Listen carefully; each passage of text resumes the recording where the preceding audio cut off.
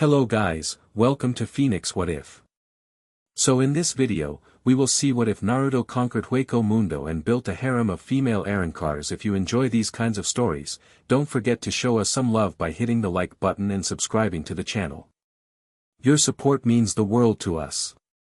Now, let's start the story. Chapter 1, The Sage and the Endless Desert. The world ended in a scream of tearing paper. It was not the roar of a tailed beast bomb or the shriek of 1,000 Chidori, but a sound that vibrated behind the teeth, a noise that suggested reality itself was being ripped apart at the seams. Naruto Uzumaki felt it in his bones, a deep, resonant wrongness that overshadowed the verdant green of the land of fire around him. He stood in a crater of his own making, the air thick with the smell of ozone and freshly turned earth. Opposite him, suspended in the air like a porcelain doll of death, was the Otsutsuki. Not Kagaya, not Momoshiki, but another, a scout, a harbinger, one whose name they never learned. Its skin was the color of bleached bone, its single rinnegan a malevolent purple vortex in its forehead. It was bleeding from a dozen wounds, a raisin shuriken still dissolving the chakra in its right arm, but a cold, triumphant smile stretched its lips. Below it, the very ground began to liquefy, not into mud, but into a swirling vortex of shimmering, unstable energy. "You have proven, troublesome, child of Hagoromo," the Otsutsuki hissed, its voice like grinding stones. "Your world's life force is vibrant. Too vibrant to be left to lesser creatures. If I cannot harvest it for the clan, then I shall turn it to poison. This branch of reality will collapse into the void." Sasuke was at his side in a flash of lightning in displaced air, his own rinnegan blazing. "Naruto. It's collapsing space-time. It's not an attack we can block. It's unmaking the dimension itself." Naruto saw it. The trees at the edge of the crater weren't just breaking, they were unraveling, their very essence turning to glittering dust that was sucked into the vortex. He felt the pull, a cosmic drain trying to peel his soul from his body. He saw Sakura in the distance, her hands glowing green as she stabilized wounded shinobi. He saw Kakashi, his face a mask of grim understanding. He saw his world, the world he had bled for, fought for, and finally brought to peace, on the verge of being erased. Kurama's roar was a furnace in his mind. "Naruto, there is only one way. You are a nexus of 6 paths energy. You are the only vessel stable enough to contain it, even for a moment. Absorb it. All of it. It will tear you apart." Sasuke yelled, grabbing his shoulder. The fabric of his glove began to fray, turning to threads of light. "Better me than everyone else," Naruto said. His voice was unnaturally calm. In the storm of chaos, he was the eye of the hurricane. The choice was not a choice. It was instinct. It was who he was. He gave Sasuke a sharp, final look. "Keep them safe." Without waiting for a reply, he plunged forward. He didn't run. He flew, a golden comet of chakra screaming towards the epicenter of the apocalypse. The Otsutsuki's eyes widened in shock, its victorious smirk faltering. It had expected fear, desperation. It did not expect a moth to fly willingly into the heart of the sun. Naruto spread his arms wide, the black truth-seeking orbs swirling around him like a miniature solar system. He closed his eyes and did the one thing his entire life had trained him for, he reached out and connected. Not with a person, but with the raw, screaming wound in the universe. The sensation was beyond pain. It was deconstruction. He felt his skin peel away, his muscles unknit, his bones dissolve into powder. He felt Kurama's chakra, a raging inferno, being stretched thin and torn like silk. He felt the pure, natural energy of the world, the lifeblood of Sage Mode, being vacuumed out of him. He was a dam holding back an ocean of nothingness, and the dam was made of glass. The Otsutsuki shrieked as the vortex, instead of expanding, began to contract, spiraling inward with impossible speed, all of its cataclysmic force focusing on the golden figure at its center. "Hold, Naruto. Hold." Kurama bellowed, his own being straining against the tide. Naruto's world dissolved into a cacophony of white light and a sound that was the absence of all sound. He felt a final, violent snap, like a cosmic rubber band breaking. The pressure vanished. The pain was gone. The light was gone. There was only a silent, endless fall through a cold, dark void. He was no longer a body, but a point of consciousness adrift. He had a fleeting thought, a wisp of memory of a warm bowl of ramen, of Iruka's hand on his head, of Hinata's shy smile, of Sasuke's back next to his. Then, nothing. Consciousness returned not as a gentle dawn, but as a physical blow. He was lying on something coarse and unyielding. The air was wrong. It was thin, sterile, and carried a weight that pressed down on him, a tangible pressure that felt like being at the bottom of a deep, dark ocean. Every breath was work, a conscious effort to draw the dead air into his lungs. He forced his eyes open. White. Everything was white. A sky of bone-white cloud under a stark, black sun that was not a sun, but a sliver of an eternal moon. He was lying in a desert, but the sand wasn't golden or red. It was fine, white, and felt like powdered bone under his fingertips. There was no wind, only a profound, listening silence. Naruto pushed himself up, his muscles aching with a depth he hadn't felt since his first Rasengan training. He took a quick inventory. He was still in his signature orange and black tracksuit, though it was tattered and scorched. The truth-seeking orbs were gone, expended in the absorption. He reached back. The large scroll Jiraiya had given him was still strapped to his back, its seals thankfully intact. His shinobi pouch was at his hip, miraculously unharmed. He extended his senses, calling on the familiar feel of natural energy. Nothing. There was no life here. No birds, no insects, no trees, no grass. The world itself felt dead, a sterile environment holding only this crushing spiritual pressure that seemed to emanate from the very sand he sat on. Kurama. He projected into his mindscape. A low, tired growl answered him. The great fox was there, but his presence was diminished, exhausted. I am here, Kit. But that took a toll. We're drained. Where in the hells are we? Naruto stood, his boots crunching on the bone-like sand. He looked in every direction. The same endless expanse of white desert stretched to a horizon that never seemed to get closer, all under the gaze of that haunting, unmoving moon. I don't know, Naruto murmured aloud, his voice sounding loud and intrusive in the dead quiet. But it's not home. He was a sensor of the highest caliber, and he could feel things. Not life as he knew it, but presences. Drifting, hungry, hollow things scattered across the vast emptiness. They felt like echoes, like souls twisted into knots of pure, primal instinct. Hunger and despair. Those were the only emotions he could read from them. A surge of loneliness, sharp and cold, hit him harder than any physical blow. He was truly, utterly alone. No friends. No village. No way home. The peace he had sacrificed himself for felt a million light years away. For a moment, the weight was crushing. The hero of the Fourth Great Ninja War, the sage of six paths, stranded in a dead world. But despair was a luxury he'd never been able to afford. He clenched his fists, the grit of the sand digging into his palms. First step, assess.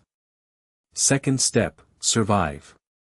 Third step, find a way back. It was the shinobi way. It was the Uzumaki way. He started walking, picking a direction at random. There was no sun to navigate by, no landmarks to guide him. There was only the white sand and the oppressive silence. He walked for what felt like hours. The monotony was a weapon, trying to dull his senses, to lull him into hopelessness. But Naruto was a creature of indomitable will. He focused on his breathing, on the feel of Kurama's slowly recovering chakra stirring within him, on the memory of the faces he was fighting to return to. Then, the silence broke. It was a sound, faint at first, that cut through the dead air. A high-pitched, frantic scrabbling, punctuated by deep, guttural roars that were less animal and more monstrous. Naruto's head snapped up. His senses, already on high alert, pinpointed the source. It was close. A few dunes over. He broke into a run, his movements silent and fluid. He crested a dune of white sand and dropped to a crouch, his eyes widening at the scene below. A child was running. She was tiny, with short green hair and a large, cracked mask fragment covering the top of her head like a bizarre helmet. A simple, tattered white dress did little to cover her small frame. A jagged hole, a perfect circle, was cut straight through her stomach, a sight so unnatural it made Naruto's breath catch. But what struck him most were her eyes, huge, expressive, and filled with sheer, unadulterated terror. She stumbled and scrambled through the sand, tears and snot streaking her face. Pursuing her were three things. They were huge, hulking abominations of black skin and white masks, their forms vaguely humanoid but twisted, as if sculpted from nightmares. One had the head of a predatory fish, its maw lined with needle-like teeth. Another was insectoid, with multiple spindly limbs that skittered across the sand. The third was a lumbering brute, a mass of muscle and mindless fury. They weren't just chasing her. They were toying with her, their roars filled with a cruel, predatory glee. They were hollows. He could feel it in their empty presence, their all-consuming hunger. The child tripped, falling face-first into the sand. She let out a sob of pure despair. "Itsugo, help me," the fish-headed hollow loomed over her, drool sizzling as it dripped onto the sand. It raised a massive, clawed hand. "Got you, little Arrancar. No one to save you now. You'll make a fine meal." Naruto didn't think. He didn't plan. He just moved. One moment he was on the dune. The next, he was a silent, orange blur between the girl and her tormentors. He didn't arrive with a thunderclap or a dramatic announcement. He was just there. The fish hollow's claw stopped mid-swing, its single, vacant eye widening in confusion. It hadn't seen him. It just knew that the space in front of it was now occupied by a wall of calm, unwavering power. Naruto stood with his back to the child, his arms loose at his sides. He looked at the three monstrous beings, his blue eyes holding no malice, no anger. Only a profound, quiet disappointment. The insectoid hollow hissed, taking a skittering step back. What is this? This spiritual pressure, it's not a hollow. Not a soul reaper. The brutish one, possessing more brawn than brain, simply roared and charged, its fists raised to pulverize this unexpected obstacle. Naruto didn't even turn his head. He raised his left hand, palm open. The brute's fist, large enough to crush a boulder, slammed into it. There was no impact. No shockwave. No sound.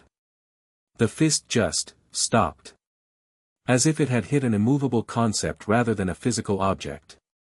The brute's momentum vanished, absorbed completely. It stared at its fist, then at the blond man who held it without a flicker of effort, its tiny, stupid brain trying to process the impossible. Naruto sighed. That's enough. With a casual flick of his wrist, he sent the brute flying.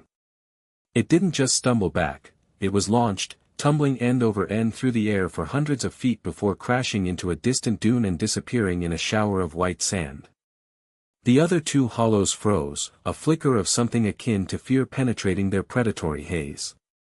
The fish hollow bared its teeth. "Who are you? This is our territory. She is our prey."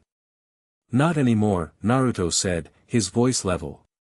He took a single step forward. The effect was instantaneous. The crushing, ambient pressure of the world, which had weighed on him since his arrival, was utterly eclipsed. A new pressure, a new presence, slammed down on the desert. It was not cold and empty like Hueco Mundo's. It was warm, vibrant, and utterly overwhelming. It was the feeling of standing at the foot of a volcano, at the heart of a sun. It was the combined might of Naruto Uzumaki and the nine-tailed fox, barely restrained. The two hollows fell to their knees, their bodies trembling uncontrollably. They couldn't breathe. Their masks began to crack under the sheer force of his will. "You live by preying on the weak," Naruto said, his gaze sweeping over them. "It's the law of this place, I guess. But you're in my presence now. And I have different laws." He raised his right hand, and a swirling sphere of pure, vibrant blue chakra materialized in his palm. The Rasengan. It spun with a contained fury, a perfect storm of power. But he wasn't aiming it at them. He looked past them, into the endless desert. "Get out of my sight. And don't let me see you hurting a child ever again." He thrust his palm forward, not at them, but at the empty space beside them. Rasengan.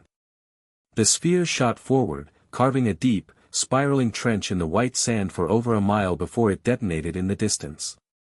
The explosion was contained but immense, a silent, concussive blast of power that sent a mushroom cloud of white dust into the still air.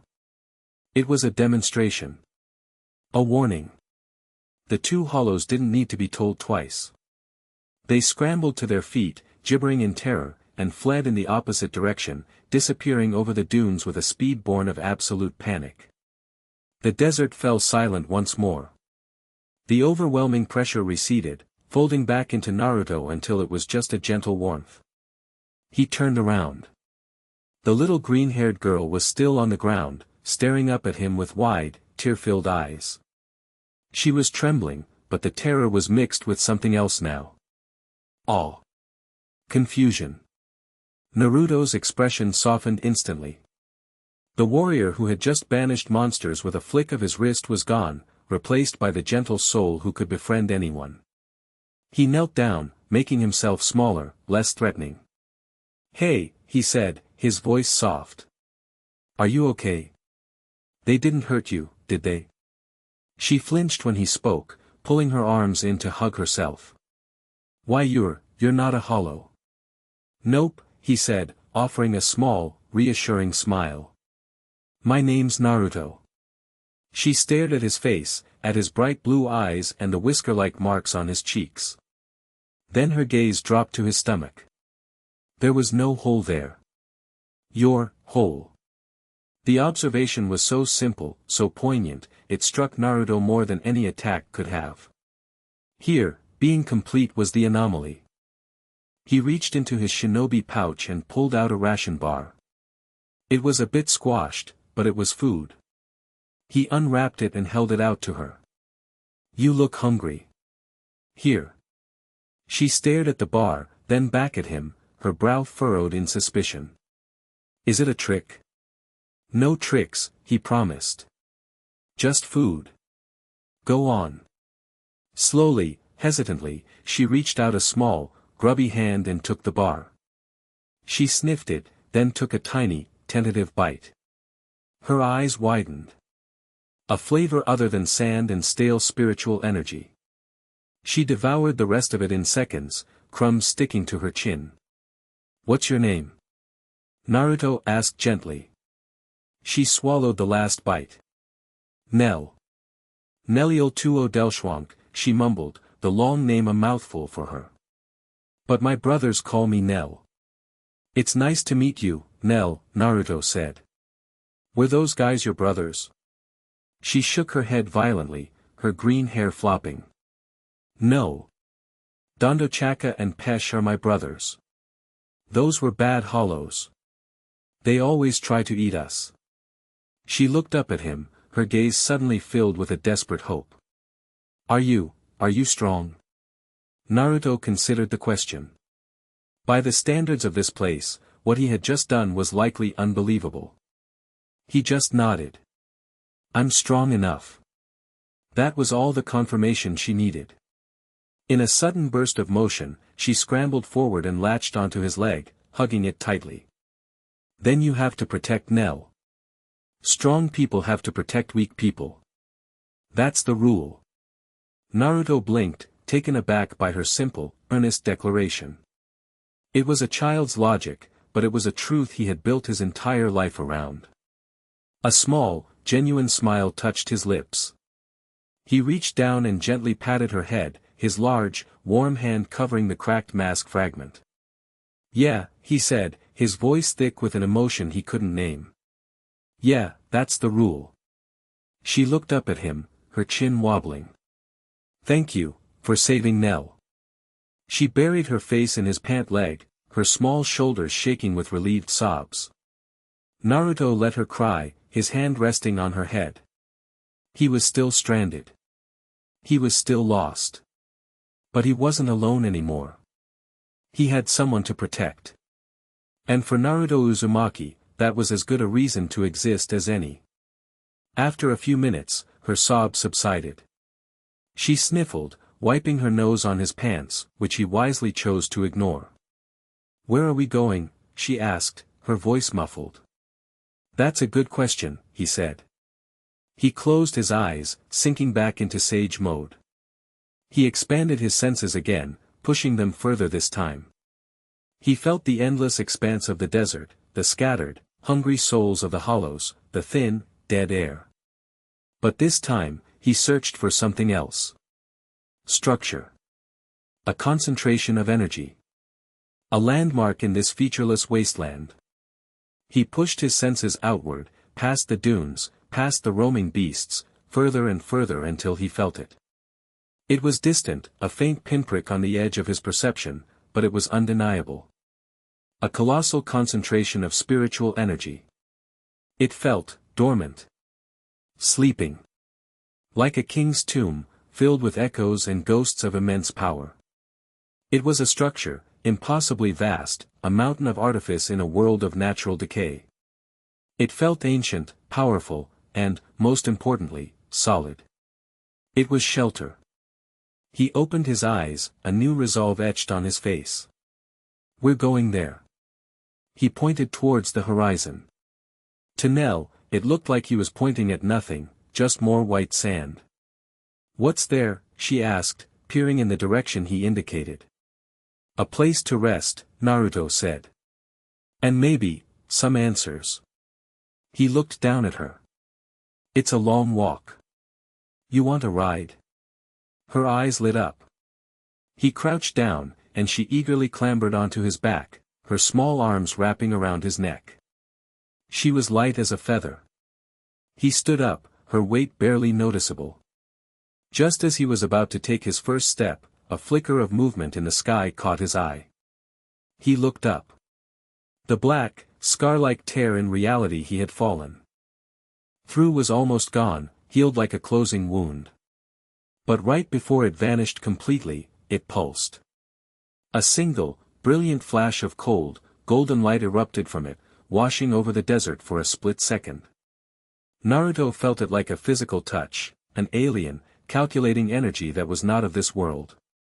It felt like being scanned, catalogued, and filed away. It was the same energy signature as the Otsutsuki he'd fought. "They know where I am," he realized, a chill running down his spine. Or at least, they know this dimension exists. The tear vanished. The sky was once again a placid sheet of white cloud and the pale moon. The golden light was gone. But the feeling of being watched lingered. The threat wasn't over. It had just followed him.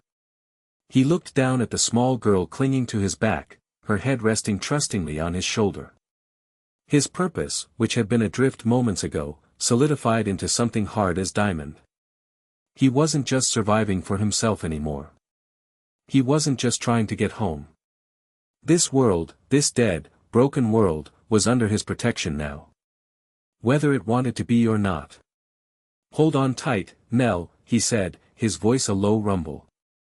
"Okay, Naruto," she chirped, her fear forgotten, replaced by the simple joy of being safe. With his new companion on his back and a colossal, unknown fortress as his destination, Naruto Uzumaki, the sage of the six paths and hero of Konoha, began his long walk across the endless desert of Hueco Mundo.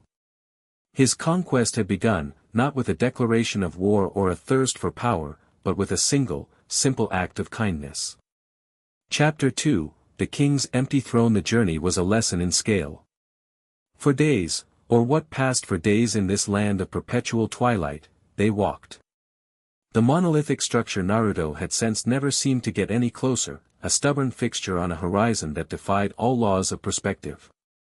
The white desert was an ocean, and they were castaways in a tiny boat, the great fortress their distant, perhaps unreachable, shore. Nell was a constant, chattering presence on his back. She pointed out different types of sand, gave names to dunes that all looked identical, and asked 1,000 questions. "Are we there yet, Naruto?" she'd ask for the 10th time in an hour. "Almost, Nell. Just a little further." "Is the big house bigger than Dondochaka?" "He's really big." "It's much bigger," Naruto would answer, a small smile on his face. Her innocence was an anchor in this desolate place. It kept the crushing loneliness at bay. "Does it have snacks?" "We'll find out when we get there." He kept his own senses extended, a constant, low-level hum of sage mode that allowed him to feel the world around him. He steered them clear of the hungry, drifting presences of hollows, his own overwhelming energy a cloak of invisibility. They were sharks, and he was a whale, they sensed his passage but knew better than to approach. Finally, the structure began to resolve itself. It wasn't just a shape on the horizon anymore, it was a violation of it. Las Noches. It rose from the desert floor not like a building, but like a mountain range carved by mad gods. Its sheer white walls climbed for miles into the bone-white sky, capped by a central dome so vast it seemed to have its own gravitational pull. The scale was absurd, illogical.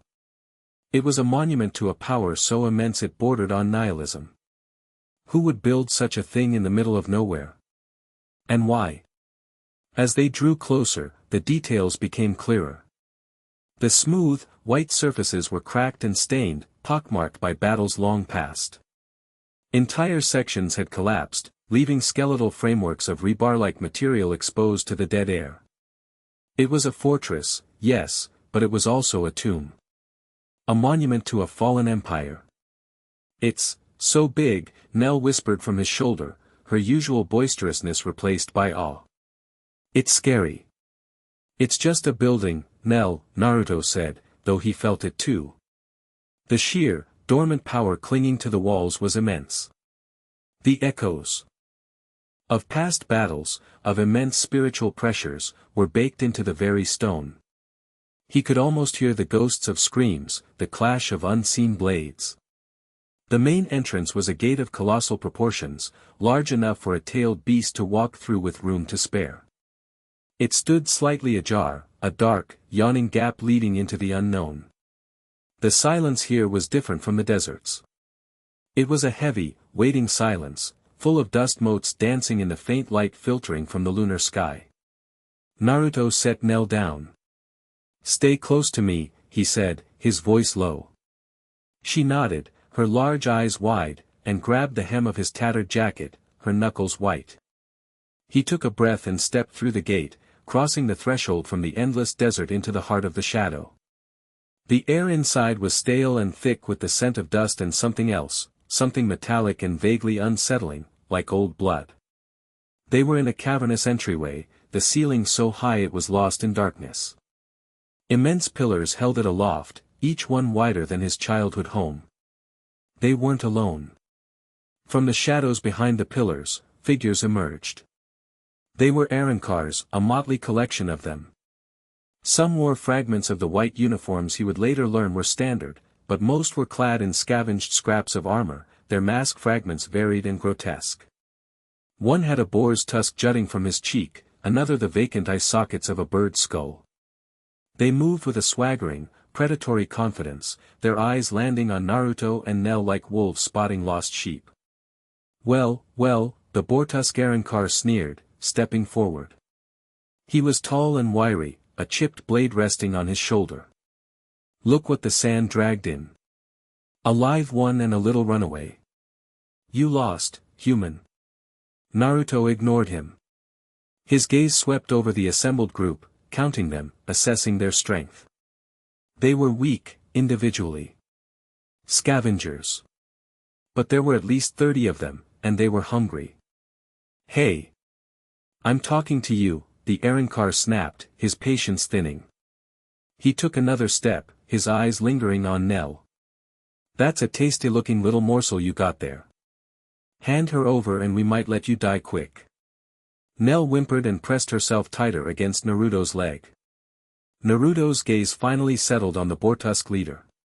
His blue eyes were flat, impassive. Move, he said. It wasn't a request or a command. It was a statement of what was about to happen. The Arrancar's face twisted in a rictus of disbelief, then rage. Move? You think you can give me orders? He laughed, a harsh, grating sound that echoed in the vast hall. Kill him. Take the girl. The pack surged forward, a wave of guttural snarls and drawn blades.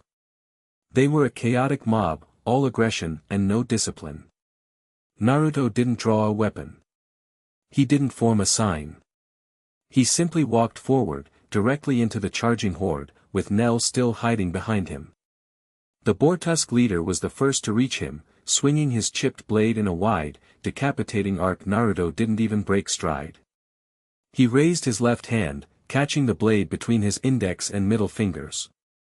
The clang of steel on flesh was unexpectedly dull. The blade stopped dead, its momentum utterly negated. The Arrancar's eyes bulged, his arm vibrating from the impossible halt. He tried to pull his sword back, but it was held fast, pinched between two fingers as if by a vice of tempered steel. Naruto looked at him, a flicker of annoyance in his eyes. He squeezed. With a sharp crack, the steel blade shattered, the pieces clattering uselessly to the floor. The other Arrancars faltered, their charge stuttering to a confused halt. Naruto kept walking. An Arrancar with the mask of a beetle lunged from his right, a spike of bone-like energy, a rudimentary Zero, forming at his fist. Before he could fire, Naruto's hand shot out, not in a punch, but in an open-palmed tap to the center of his chest. It didn't look like much. But the Arrancar's eyes rolled back in his head as he was lifted off his feet, a silent shockwave rippling through him. He flew backward, crashing into 3 of his comrades and sending them sprawling in a tangle of limbs. The hall fell silent. The remaining Arrancars stood frozen, a dawning horror on their faces. This wasn't a fight. This wasn't even a contest. This creature, this man in the tattered orange clothes, was something else entirely. Naruto walked through the path he had cleared, his footsteps the only sound in the cavernous space. He didn't look back. He didn't need to. He could feel their fear, a palpable stink in the air that was stronger than the dust and old blood. He broke Gaz's blade, one whispered. Did you see what he did to Rigor? Another breathed. He just touched him. Nell, peeking out from behind Naruto, risked a quick look back at the stunned, defeated Arrancars. She stuck her tongue out at them before quickly hiding again, a small, defiant act that made Naruto's lips twitch. They continued their journey into the fortress, moving from the grand entryway into a labyrinth of stark white corridors. The place was a ruin. The clean, sterile lines he could sense in the architecture were buried under layers of grime and decay. Crude graffiti, depicting violent battles and leering skulls, marred the walls. Piles of what looked like chalky, shattered bone were swept into corners. Other Arrancars watched them from shadowed doorways and high ledges. Their gazes were hostile, curious, but none dared to challenge him. The news of what happened at the gate was spreading through the fortress like a virus, passed in hushed whispers and frightened glances. Naruto followed the flow of spiritual energy, heading for the strongest concentration. It led them upwards, through stark, empty halls and across sweeping, wind-swept courtyards within the fortress walls. The place was a city unto itself. Finally, they came to a set of massive double doors. They were already open. From within, Naruto could hear loud, booming laughter, the clatter of something being thrown, and the sycophantic titters of onlookers. This was the source of the power he'd been tracking. The throne room. He walked in. The room was vast, dominated by a high, imposing throne set atop a wide dais. But the scene was not one of regal authority. It was one of crude debauchery. Sprawled on the throne was an Arrancar of immense size. He was hugely muscled, his bare torso a roadmap of scars. The remnants of his hollow mask formed a brutal-looking jaw guard that covered the lower half of his face, shaped like the mandible of some colossal predator. His black hair was wild and unkempt, and he held a massive, gnawed-on bone in one hand like a scepter. Several scantily clad female Arrancars were draped around the base of the throne, while a crowd of brutish-looking sycophants cheered him on from the floor. This was the king of this scrap-heap kingdom. Zalgas, his name seemed to be, if the whispers Naruto had overheard were correct. Zalgas's laughter died as he spotted Naruto and Nell standing in the doorway. His small, cruel eyes narrowed. "Ho," he boomed, his voice a low rumble.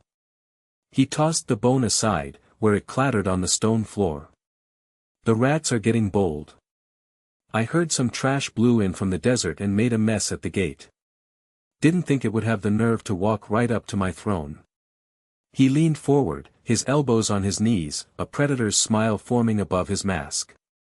His gaze fell on Naruto, dismissing him, then locked onto Nell. "And you brought me a gift. A little morsel. I do love the taste of innocence. It's so fleeting." The Arrancars around him laughed, a chorus of cruel, ugly sounds. That was the trigger. Naruto's demeanor, which had been calm and observant, shifted. The air in the throne room grew still. The ambient warmth he carried became a focused point of heat. His blue eyes, once placid, now held the sharp, cold clarity of a winter sky. "This place is under new management," Naruto said, his voice quiet but carrying to every corner of the massive room. "You have two choices. You can walk out that door and find a new pile of sand to rule over. Or I can remove you." The laughter in the room died instantly, replaced by a stunned, incredulous silence. Zalgas stared at him for a long moment, then he threw his head back and roared with laughter. It was a genuine, belly-deep laugh of pure amusement. "Remove me. Remove me," he bellowed, slamming a fist on the arm of his throne, cracking the stone. "Boy, do you have any idea who I am? I am Zalgas. I devoured a Privaron Espada to get this strong. I crushed anyone who dared to claim this throne after Aizen fell.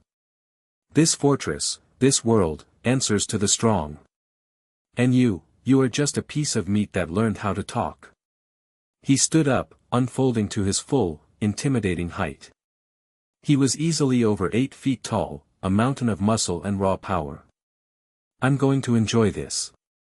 I'll break your bones one by one. I'll make you watch as I devour your little pet. And then I will hang your corpse from the top of this tower as a warning to any other stray who thinks he can challenge the king of Las Noches." With a roar, he vanished, his speed startling for a being of his size. He reappeared directly in front of Naruto, his fist, wreathed in the crackling red energy of a Zero, swinging for Naruto's head. Naruto didn't move. Nell screamed, burying her face in his back. Just before the fist connected, Naruto's form blurred. He dropped low, the Zero-charged punch sailing over his head and blasting a hole in the far wall of the throne room. He came up in a crouch, his legs sweeping out. Zalgas, overcommit to his punch, was caught off balance. He grunted in surprise as his legs were knocked out from under him. He hit the ground with a thunderous crash that shook the entire dais. He was back on his feet in an instant, his face contorted with fury and a hint of surprise. "Fast little rat, aren't you?" He began to gather spiritual energy, his Ryatsu flaring like a bonfire. The air grew thick and heavy. "Let's see how you handle this." He opened his maw-like mouth, and a crimson ball of energy began to form, a Zero of significant power. Naruto didn't give him the chance. He pushed off the floor, closing the distance in a heartbeat. He didn't need hand signs for this. A shimmering ball of blue chakra, a Rasengan, formed in his palm with a familiar, high-pitched whir. He thrust it forward. Zalgas, caught mid-zero, was forced to abort his attack and bring his arms up to block. The Rasengan slammed into his crossed forearms. The impact was immense. Zalgas was sent skidding backward across the throne room floor, the soles of his boots carving deep gouges in the stone. He came to a stop just before the far wall, his arms smoking, his jaw-guard mask cracked. What was that?" he growled, shaking his arms. The skin was raw and burned in a perfect spiral. The other Arrancars were in shock. Zalgas was the undisputed strongest in Las Noches. No one had ever forced him back a single step, let alone sent him flying across the room. "That was a warning," Naruto said, his voice calm. He settled into a low fighting stance. "Leave. Now." "Warning." Zalgas roared, his rage overriding any sense of caution. "I'll show you a warning." He ripped his shirt off, revealing a 14 tattooed on his chest. A number signifying a past he had long since transcended. "I will grind you into dust." He charged again, but this time he was more cautious, his movements faster, more precise. He was a brawler, but a skilled one. Punches and kicks rained down on Naruto, each one powerful enough to shatter rock. Naruto became a study in fluid motion. He didn't block. He parried, redirected, and dodged. Using the principles of the frog kata, he used Zalgas's own momentum against him, turning devastating blows into glancing impacts. To the onlookers, it looked like a dance. A deadly, intricate dance where one partner was a raging giant and the other was an untouchable phantom. Frustration mounted in Zalgas. He was swinging at air. This human was impossibly skilled.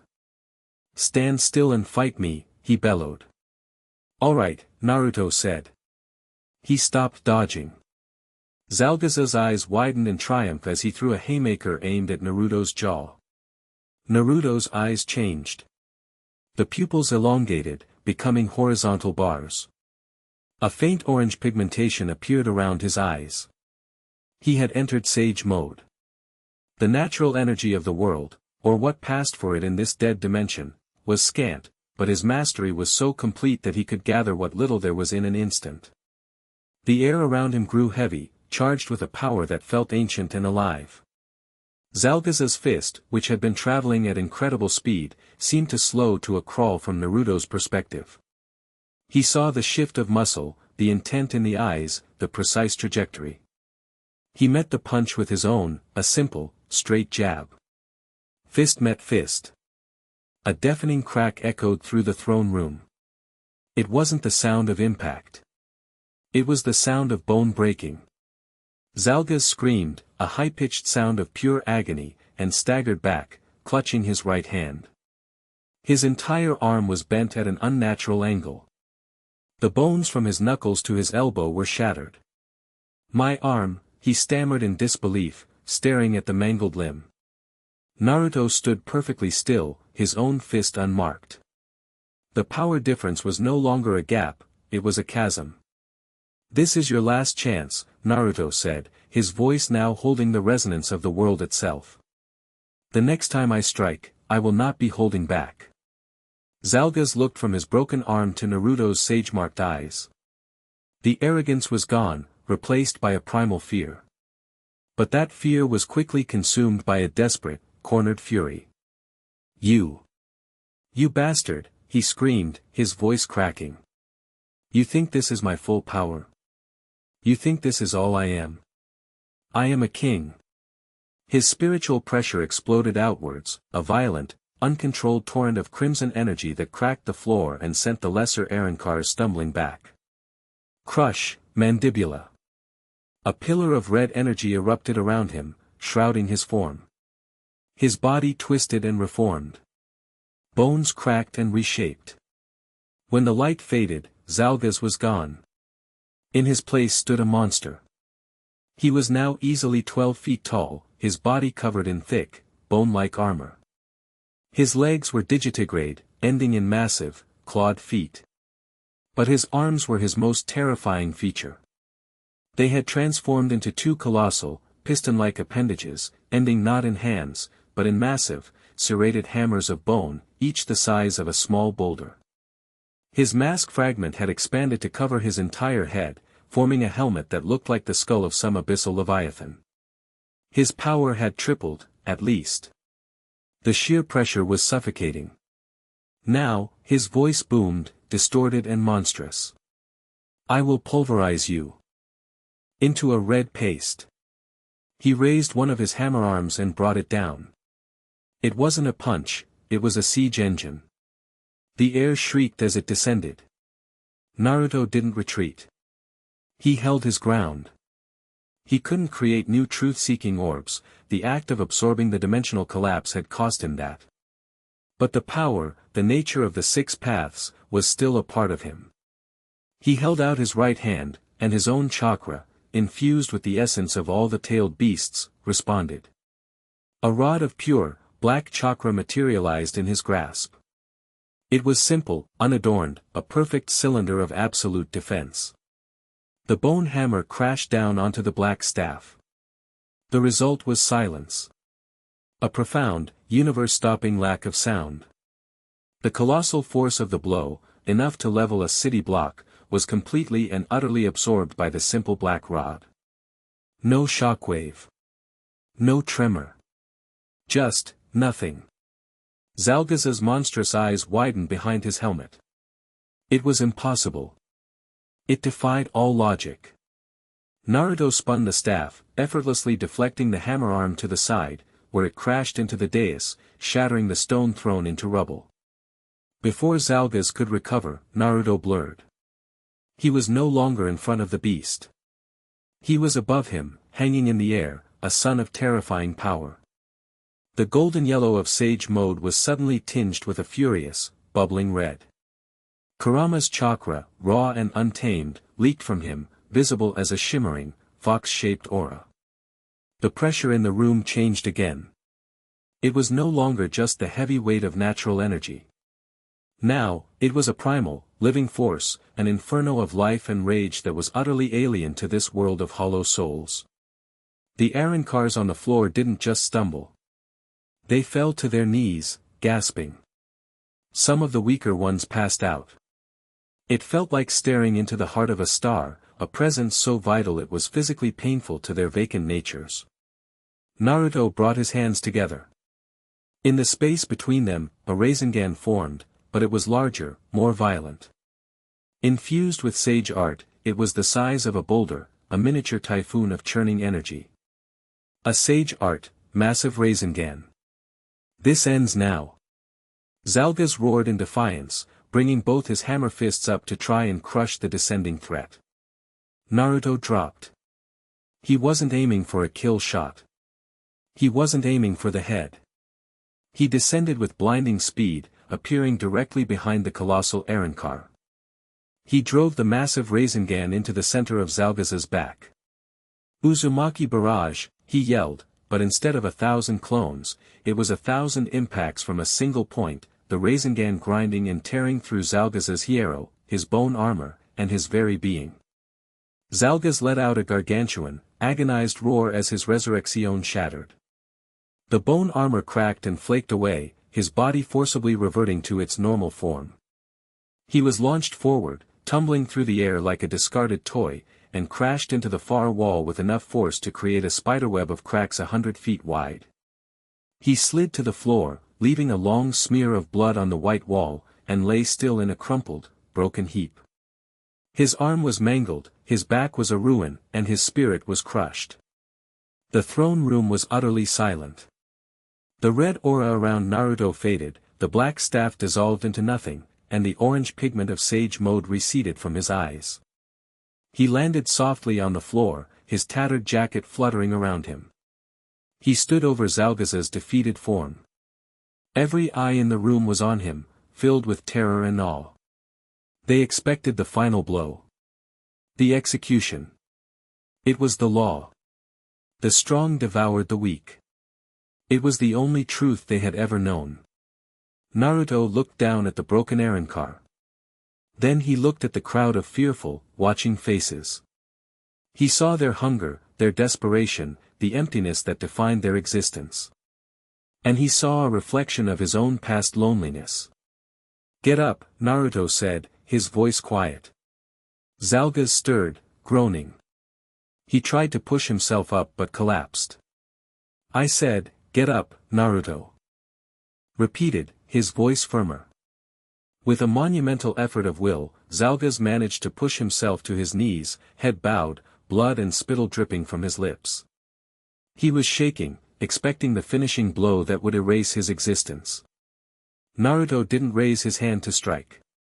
"This place, it's a graveyard," Naruto said, his voice carrying in the silent hall. "You fight, you kill, you eat, you die. You claw your way to the top of a pile of bones just to be the last one to starve. I've seen it out there. There's nothing for you. Just an endless cycle of misery." He took a step back, gesturing to the ruined throne, the cracked walls. "Is this what you want? To be king of the ashes?"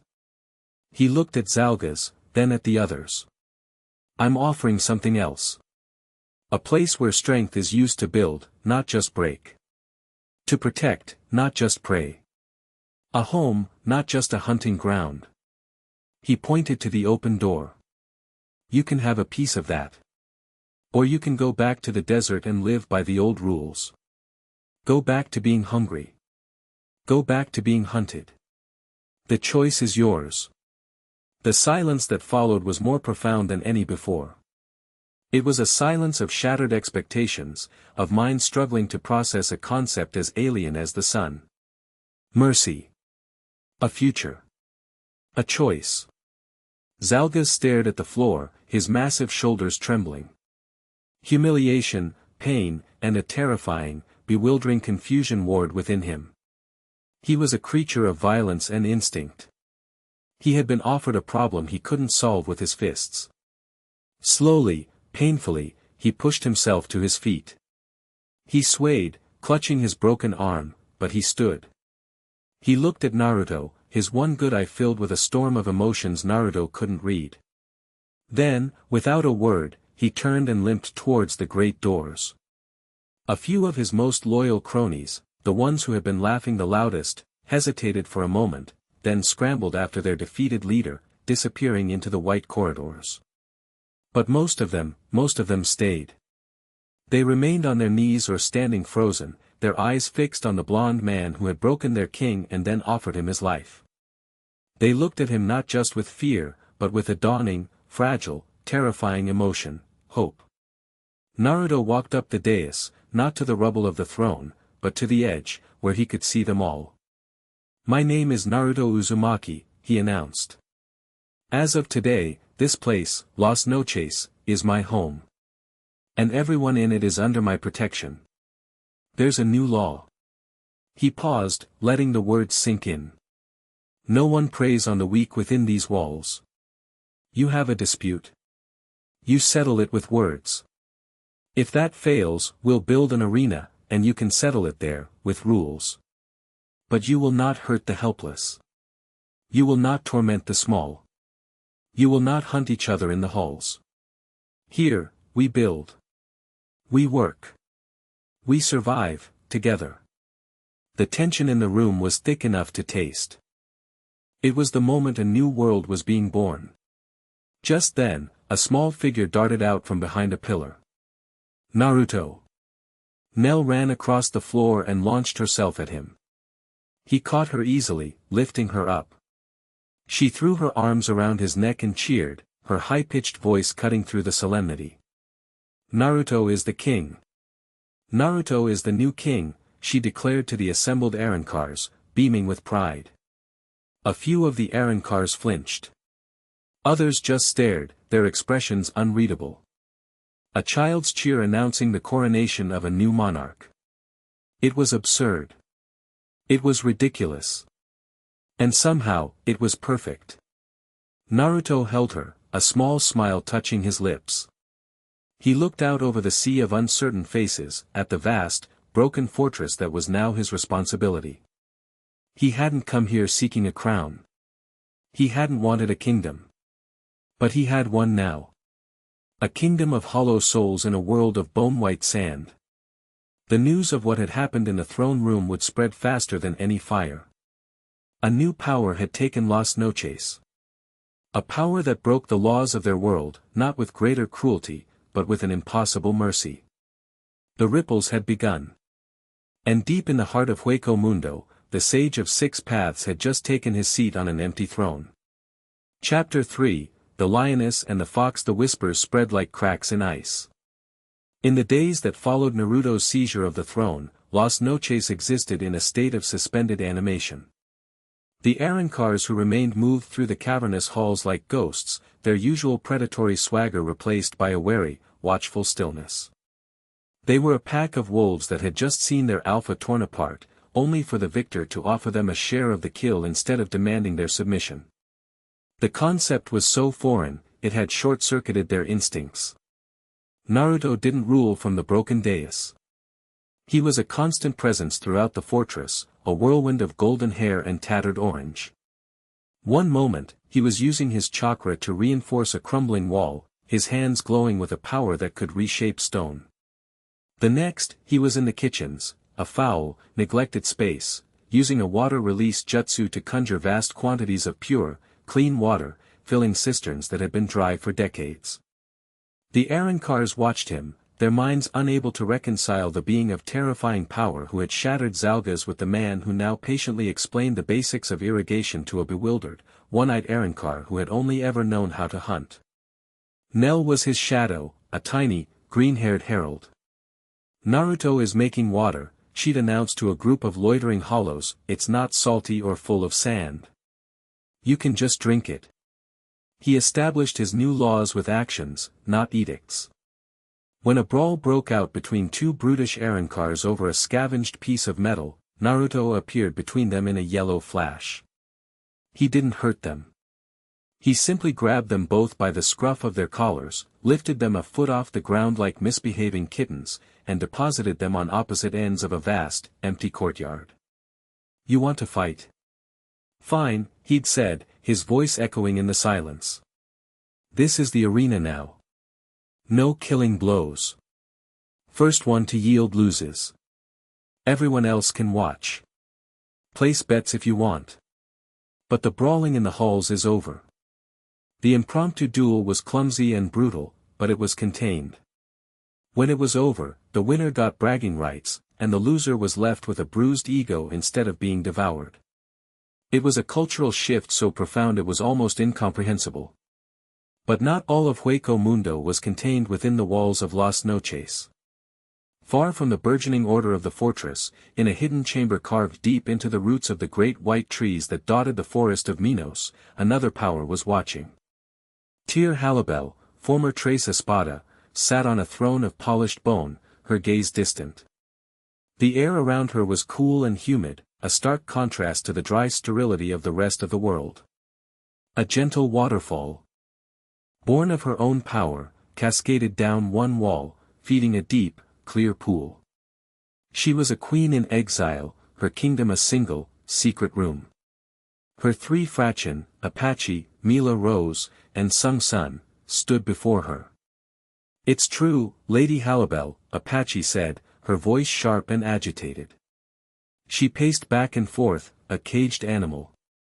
The reports are all the same. Zalgas was broken. A new power has taken Las Noches. Mila Rose, her powerful form radiating impatience, scoffed. Zalgas was a pig. All muscle and ego. It's no great feat to topple a king of trash. That's not the point, Sung Sun hissed, her voice a silken, dangerous whisper. One of her long sleeves hid her mouth, but her visible eye was narrowed in thought. It's the way he was beaten. And what happened after?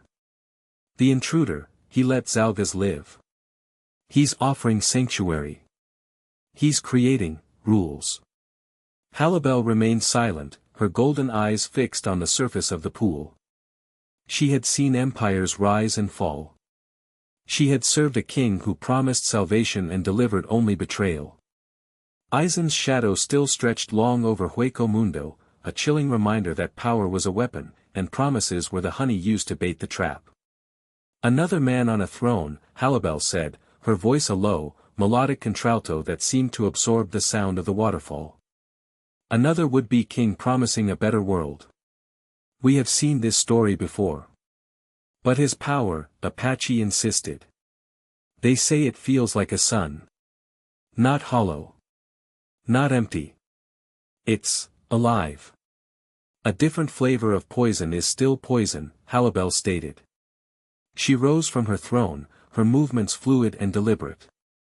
Aizen was subtle. Barragan was entropy. Zalgas was brute force. This. Naruto Uzumaki, what is his weapon? Hope. It is the cruelest one of all. She would not allow it.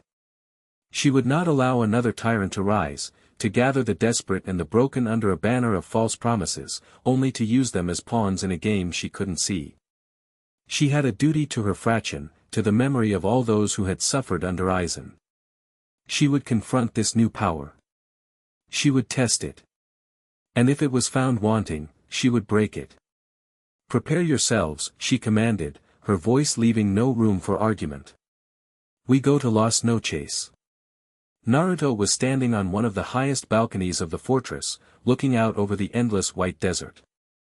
A cool, artificial breeze, a byproduct of one of his early experiments with wind release to create a ventilation system, tousled his hair. He was trying to map the flow of spiritual energy in the atmosphere, trying to understand the fundamental mechanics of this dimension. It was a puzzle, and he was a man who enjoyed solving puzzles. Naruto. Nell's voice called out. She came running onto the balcony, her little feet pattering on the stone. Isella says there are visitors. Mean-looking ones. Isella was a quiet, bookish Arrancars with a moth-like mask fragment over her left eye. She had been one of the many who had simply watched from the shadows, but her observations were preternaturally sharp. She had, without being asked, begun to function as an information broker, her network of whispers and watchers providing Naruto with a surprisingly accurate picture of the goings-on in his new, chaotic kingdom. Naruto turned, a brow raised. Visitors? Did they say what they want? No, Isella said, appearing silently behind Nell. She moved with a practiced stillness that spoke of years of avoiding attention. They are 4 females. They breached the outer perimeter without being detected. Their leader's spiritual pressure is immense. It rivals the Espada of old. Naruto's senses, already extended, focused.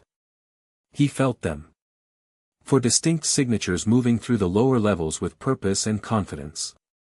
One of them was a raging fire, another a coiled serpent, the third a wild beast. But the fourth was a deep, still ocean. It was vast, powerful, and utterly controlled. It was a power signature that commanded respect. All right, Naruto said, a flicker of interest in his eyes. This was different from the mindless thugs and opportunistic scavengers. This was a true power. Let's not be rude. We'll greet them in the throne room. He smirked. Might as well use the space for something. He picked Nell up and placed her on his shoulders. Stay with Isella, he told her.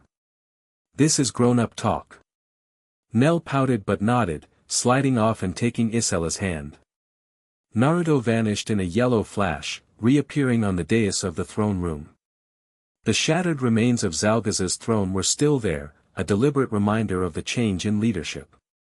He didn't sit. He stood before it, his arms crossed, waiting. Moments later, they arrived. 4 women walked into the throne room, their footsteps echoing in the vast space. 3 flanked their leader, their postures a mixture of aggression and defense. But it was the leader who drew all of Naruto's attention. She was tall, with sun-kissed skin that seemed to glow against the stark white of her uniform. Her blonde hair was styled in 3 loops, and her green eyes, framed by long lashes, were sharp and intelligent. The remnants of her hollow mask covered the lower half of her face, rising to frame her chest in a high collar of bone. A jagged number, 3, was tattooed on her right breast. Her power was a palpable thing, a calm, crushing pressure that spoke of immense, disciplined strength. This was Tyr Halibel. She stopped in the center of the room, her gaze sweeping over the scene, the shattered throne, the scorch marks on the walls, and finally, the blond man waiting for them. Her eyes narrowed. He looked unimpressive. A young man in garish, torn clothing. But the power radiating from him, a quiet hum of life and energy that was anathema to everything this world stood for, told a different story. "Naruto Uzumaki," she said, her voice cool and clear. "That's me," Naruto replied, offering a relaxed, disarming smile. "And you are?" "I am Tyr Halibel. These are my fraction, Apache, Mila Rose, Sung Sun." The 3 women glared at him, hostility radiating from them in waves. "Welcome to Las Noches," Naruto said cheerfully. "Bit of a fixer-upper at the moment, but the water's running. Can I get you anything?" His casual, almost flippant demeanor seemed to throw them off. This wasn't the posturing of a warlord or the arrogance of a tyrant. It was perplexing. Halibel's gaze was unyielding. "I have not come for refreshments. I have come to understand your purpose. You have seized this fortress, a seat of power in Hueco Mundo. What is your ambition? To be the next Aizen? To gather an army and wage war on the Soul Society?" "Nope," Naruto said simply. "To enslave the inhabitants of this world? To force them to bow to your will, as Barragan did? Not really my style," he said with a shrug. The fraction bristled at his casual dismissal of their leader's questions. Apache took a step forward, baring her teeth. "Then why are you here? What do you want from us?" Naruto's expression sobered. The cheerful mask dropped away, revealing the calm, decisive leader beneath. "Want? I don't want anything from you. I want something for you. For all of you." He gestured to the vast, empty room. "I want to build a place where you don't have to spend every waking moment looking over your shoulder.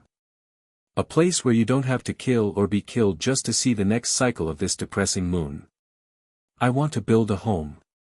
Halibel's eyes narrowed into skeptical slits. "A home. Built by an outsider. A man. You speak of hope and safety. These are words I have heard before. They are the lies men tell to gather power." "Maybe," Naruto conceded. "But I'm not most men." "Words are wind," Halibel countered, her voice dropping, the temperature in the room seeming to fall with it. "Power is the only truth in this world. Show me yours. Show me the conviction behind your pretty promises."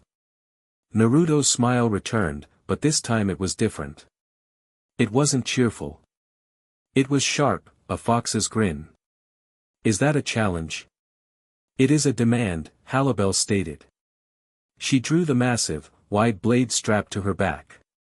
The Zanpakuto, Tiburon, was a unique weapon, its hilt extending from the center of the hollow blade. "Prove to me that you are not just another tyrant waiting to reveal his fangs." Naruto sighed, a theatrical sound. "All right, fine. But we'll do it outside. I just had the floors cleaned." He vanished in a yellow flash. Halibel's eyes widened slightly. "Sonido?" "No, it was different. Faster. More tangible." She turned to her fraction. "Stay here. This is between me and him." Without waiting for their protests, she followed, her own sonido a blur of motion that took her out of the throne room and onto the vast, windswept roof of Las Noches. Naruto was waiting for her, standing in the center of the massive white plain under the black moon. The artificial breeze he had created whipped at his jacket. "Nice view up here," he commented as she appeared opposite him. Halibel ignored the pleasantry. She held her Zanpakuto in a ready stance. "You are confident." "I'm competent," he corrected. "There's a difference."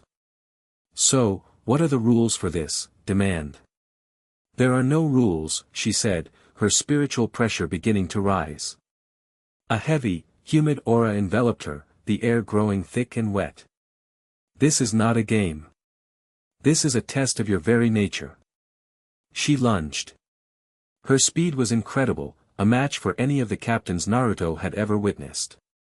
Her blade cut through the air, aimed not to kill, but to maim, to test his defenses. Naruto sidestepped, the massive blade hissing past his ear. He didn't draw a weapon. He moved with a liquid grace, his body flowing around her attacks like water around a stone. You won't fight back, she pressed, her attacks becoming a furious, flowing dance of steel. You will simply dodge until I tire. I'm just getting a feel for your style, Naruto replied, his voice maddeningly calm. You're good. Very controlled. All about fluid motion. Water, right? That's your thing. His perception angered her.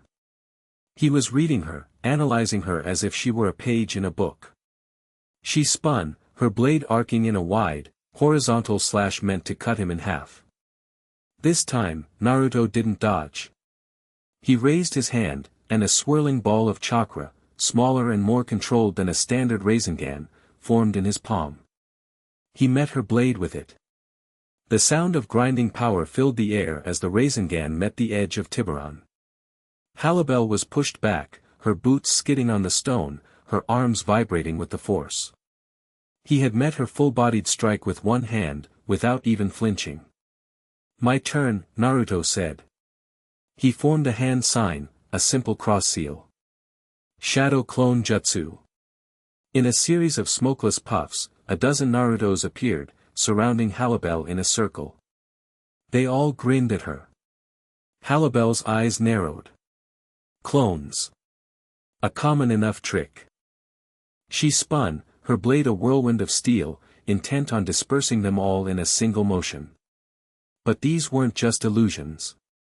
Each clone met her blade with a kunai that seemed to appear from nowhere. The clang of steel on steel echoed across the rooftop. They engaged her, not with overwhelming force, but with coordinated, tactical precision. They harried her, tested her defenses from every angle, forced her to remain constantly on guard. Is this your power? Halibel called out, easily deflecting 3 simultaneous attacks. An army of yourself? Part of it, the real Naruto's voice said from behind her. She spun, her instincts screaming. He was there, a Rasengan already formed in his hand, aimed for her back. She was too slow to block, too committed to fighting the clones. But the blow never landed. Instead of striking her, Naruto slammed the Rasengan into the rooftop beside her. The stone exploded, sending a shower of debris into the air. The force of the blast sent her stumbling forward. She caught her balance, her heart pounding.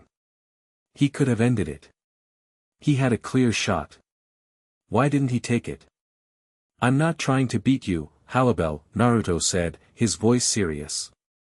The clones around them dispersed into puffs of smoke. I'm trying to show you that I don't have to beat you. His words infuriated her. It felt like pity. It felt like he was holding back, treating her as if she wasn't a threat. Her pride, the pride of an espada, a queen, would not allow it. Do not mock me, she roared, her spiritual pressure skyrocketing. The humid air around her began to coalesce, to shimmer. You have no idea what true power is.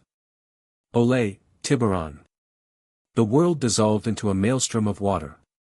A pillar of azure energy erupted from her, blasting towards the sky. Her form changed, the bone mask on her face disappearing, her weapon dissolving and reforming as a massive, shark-toothed pata covering her right arm.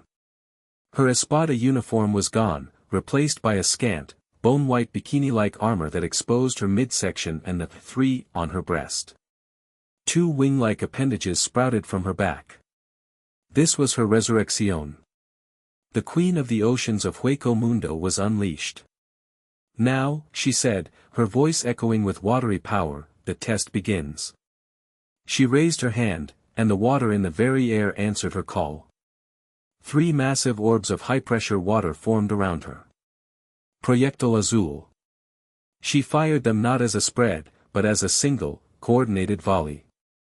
They weren't just projectiles, they moved with intelligence, attempting to box him in. Naruto's eyes widened. This was real power.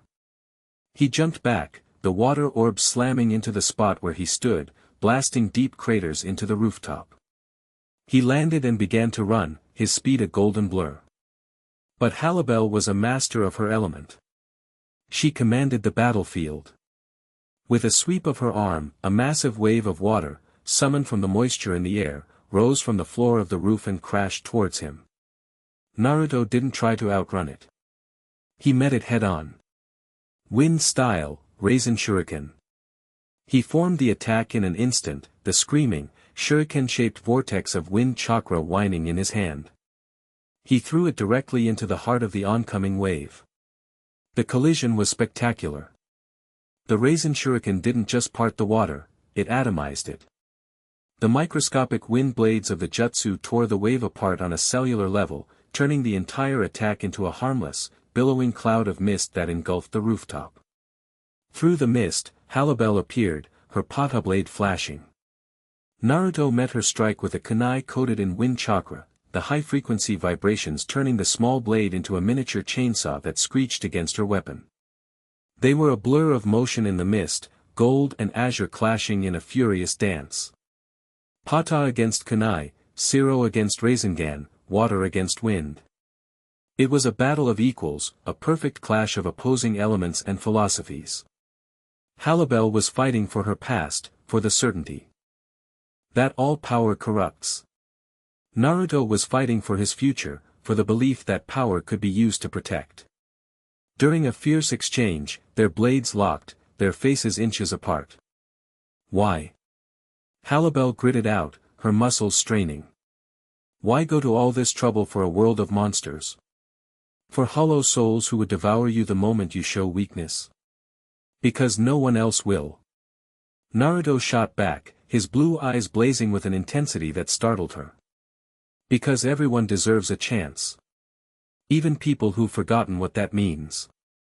I've seen what happens when people are left alone in the dark. I won't let that happen here. Not while I'm around. His conviction was a physical force. It wasn't the arrogance of a conqueror. It was the absolute, unshakable certainty of a savior. It was the same fire she had once seen in herself, before Aizen had tried to extinguish it.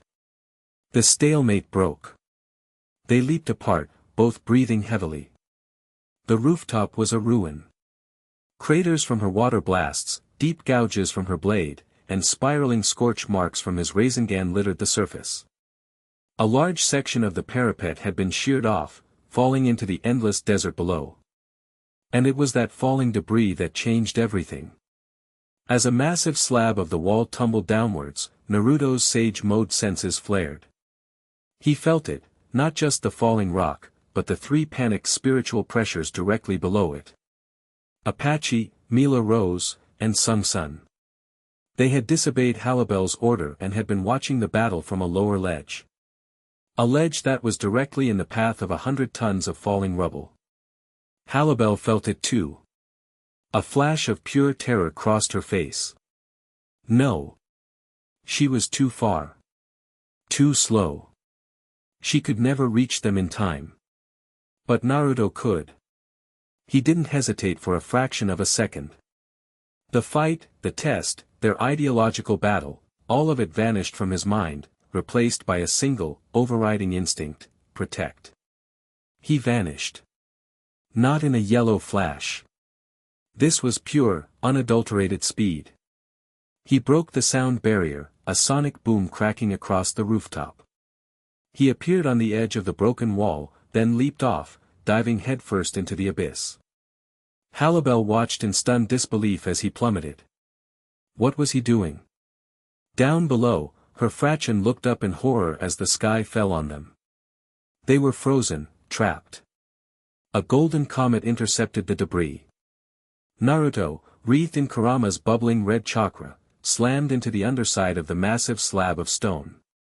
He didn't try to destroy it, that would just create a deadly shower of smaller projectiles.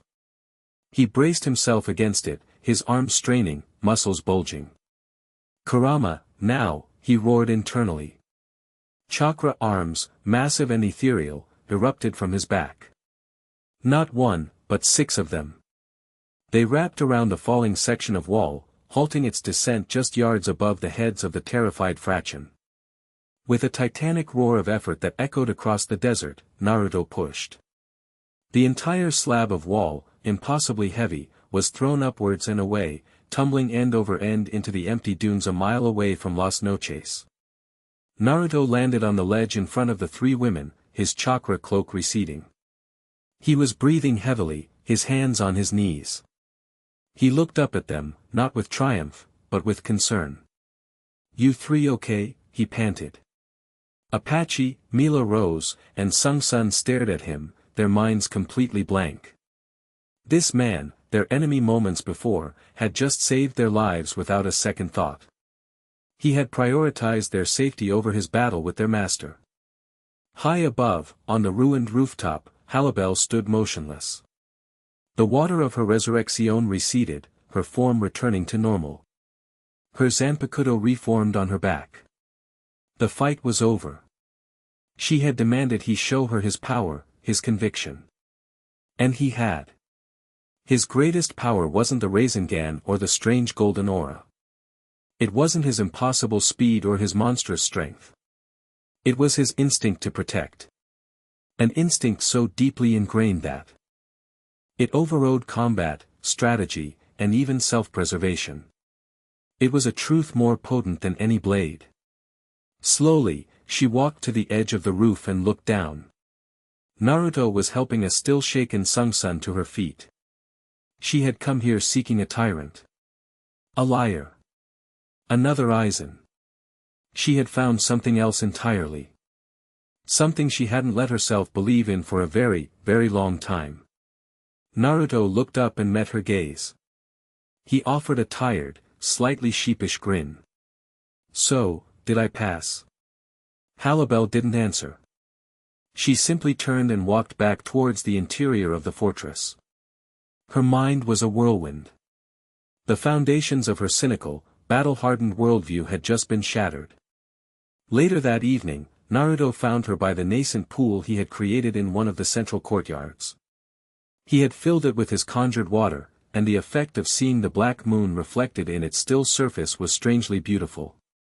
He sat down beside her, not too close, giving her space. For a long time, neither of them spoke. "They are my familia," Halabel said finally, her voice soft, her gaze fixed on the water. "My fraction. They are all I have. All I care to protect." "I get that," Naruto said quietly. "I have a family too. A big, loud, messy one. I'd do anything for them." She turned to look at him, her golden eyes searching his face in the pale moonlight. "You would have died for them. For my family." "That's the job," he said with a simple shrug. "Strong people protect everyone they can. That's the rule. A friend of mine taught me that." He smiled, thinking of Nell. Halabel looked back at the water. The logic was so simple, yet in her world, it was revolutionary. Aizen taught us to sacrifice others. That the strong stand on a mountain of corpses. You would rather be the foundation than the peak. "A mountain of corpses is lonely," Naruto said. "I'd rather have a noisy dinner table." A small, almost imperceptible smile touched the corner of her lips, hidden beneath her mask. It was the first time he had seen even a hint of one. "This vision of yours," she said. "This, home. It is a foolish dream for a world like this." "Most of my dreams are," Naruto admitted.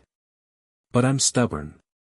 She was silent for another long moment, the only sound the distant, humming breeze he had created. "Zalgas ruled through fear. You defeated him with power. But you are trying to rule with this." She gestured vaguely, indicating his entire philosophy. It will not be easy. There are powers in Hueco Mundo older and more nihilistic than any you have yet faced. They will not be swayed by kindness. Then I'll beat them with power, and offer them kindness after, Naruto said simply. And I'll keep doing it until it sticks. Halibel finally turned her whole body to face him. The skepticism was still in her eyes, a shadow of past betrayals. But it was joined now by something new. A flicker of curiosity. A sliver of grudging respect. You are a fool, Naruto Uzumaki. Heard that before, he grinned. But, she paused, choosing her words carefully. Your foolishness, it is a power I have not accounted for. She stood up, her regal bearing returning. My fraction and I will remain in Las Noches. Not as your subjects. But as observers. We will see if this dream of yours can survive the nightmare of our reality. She turned to leave. Halibel, Naruto called out. She stopped, looking back over her shoulder. The offer for a drink still stands, he said. She stared at him for a beat, then gave a single, sharp nod before disappearing into the white corridors. Naruto leaned back on his hands, a genuine, tired smile spreading across his face. He hadn't gained a subject. He hadn't won a fight. He had done something far more difficult. He had planted a seed of doubt in the heart of a queen. And in the barren soil of Hueco Mundo, that was the first step toward a forest. Chapter 4, A Web of Whispers. The truce with Halibel settled. Over Las Noches like a morning calm after a storm. Her presence, and that of her fiercely loyal fraction, acted as a stabilizing force. She was a known quantity, a respected power from the old regime. Her decision to stay, even as an observer, was a tacit endorsement that carried more weight than any decree Naruto could issue. The remaining Arrancars, who had been treading on eggshells, began to relax. A cautious, fragile sense of normalcy started to take root. Naruto's projects accelerated. With the immediate threat of internal revolt lessened, he could focus on the building part of his promise. He established a rotation of labor, assigning teams to clear rubble, reinforce structures, and repair the ancient, neglected mechanisms of the fortress. It was met with grumbling and confusion. Arrancars were predators and warriors, not construction workers. You want me to move rocks? A hulking, bull-masked Arrancar named Growl had sneered, gesturing with a thumb at a collapsed corridor. My claws are for tearing flesh, not masonry. Naruto, who was effortlessly lifting a multi-ton block of stone with one hand, paused. And you're great at it, I'm sure. But right now, the only thing that needs tearing is the mountain of rubble blocking our access to the lower storerooms. Unless you want to keep eating sand rats for the next year. He placed the block into a newly repaired section of wall with a soft thud. Strong backs are for building. Strong claws are for defending what we've built. We need both. The logic, as always, was simple, practical, and irrefutable. Growl, faced with the choice of helping or having no argument, grudgingly set to work, his grumbling barely audible. But not everyone was swayed by practical logic. Deep in the shadowed corners of the fortress, resentment festered. These were the old guard, the purists. Arrancars who had been born from the despair of the Minos forest, who had clawed their way up through a hierarchy of absolute nihilism. They had been disciples of the previous king of Las Noches, the Espada of old age and entropy, Barragan Luzenbern. To them, Aizen was an interloper, and Naruto was an abomination. Barragan's philosophy was simple: all things decay. All structures crumble. All efforts are ultimately meaningless in the face of time's inexorable march. To strive, to build, to hope, these were acts of utter folly. Naruto Uzumaki, with his talk of a future, his vibrant, life-affirming energy, was a walking, talking heresy against their one true god of nothingness. Their leader was the same Growl who had complained about moving rocks. His public compliance was a facade. In secret, he and a dozen other loyalists met in the crumbling, forgotten chambers where Baragon once held court, a section of the fortress that seemed to actively resist Naruto's repairs. "He makes us into laborers," Growl spat, his voice a low growl. He slammed a fist into a decaying pillar, sending a shower of black dust to the floor. "He fills our cisterns with his repulsive, living water. He speaks of protection and community. These are the words of the weak, the philosophies of prey. His power is undeniable," cautioned another Arrancars, a slender, snake-like female named Loka. "He humiliated Zalgas. He fought the lioness queen to a standstill. His power is a lie." Growl countered, his eyes burning with zealot's fire. "It is a vibrant, fleeting flame. But what is a flame against the endless, patient cold? We follow the true master of Hueco Mundo. We serve the idea of the end. This Uzumaki, he is a disease, a cancerous growth of life in a world consecrated to death. And we will be the cure." Their plan was not one of open rebellion. They had seen what happened to Zalgas.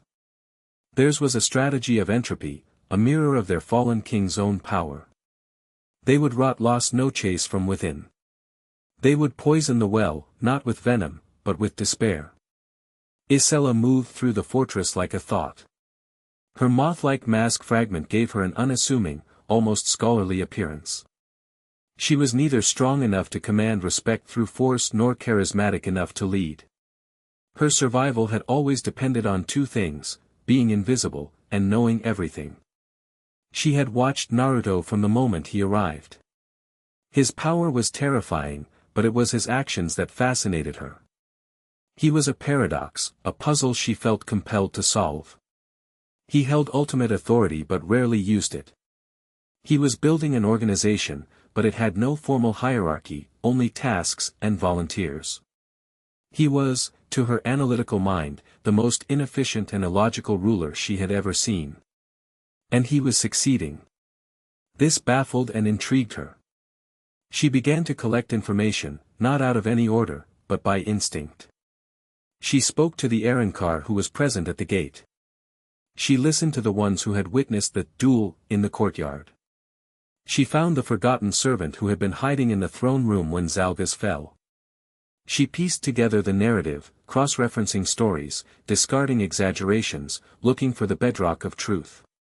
Her nascent network was informal. She traded information for favors. A word about a less guarded food stash for a whisper about a private conversation. She was a spider, and Las Noches was her web. And she was beginning to feel tremors that had nothing to do with Naruto's construction projects. She noticed Growl and his followers. They worked diligently during their assigned shifts, more so than most. But they were too diligent. Too quiet. Their compliance was a performance. At night, they would slip away, not to the common areas where others now gathered, but to the decaying, shunned western wing of the fortress. Isella followed. She didn't get close. She found a ventilation shaft high above their chapel of dust and listened. What she heard chilled her. It wasn't just talk of overthrowing Naruto. It was a plan of insidious, ideological warfare. Their first target was Naruto's most potent symbol of change, the water. He had created a central reservoir, a massive, multi-tiered aqueduct system that snaked through the main levels, fed by a spring he had literally created with his own chakra.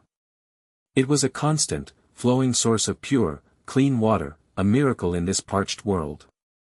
It was more than hydration, it was a symbol of his ability to create life and sustenance from nothing.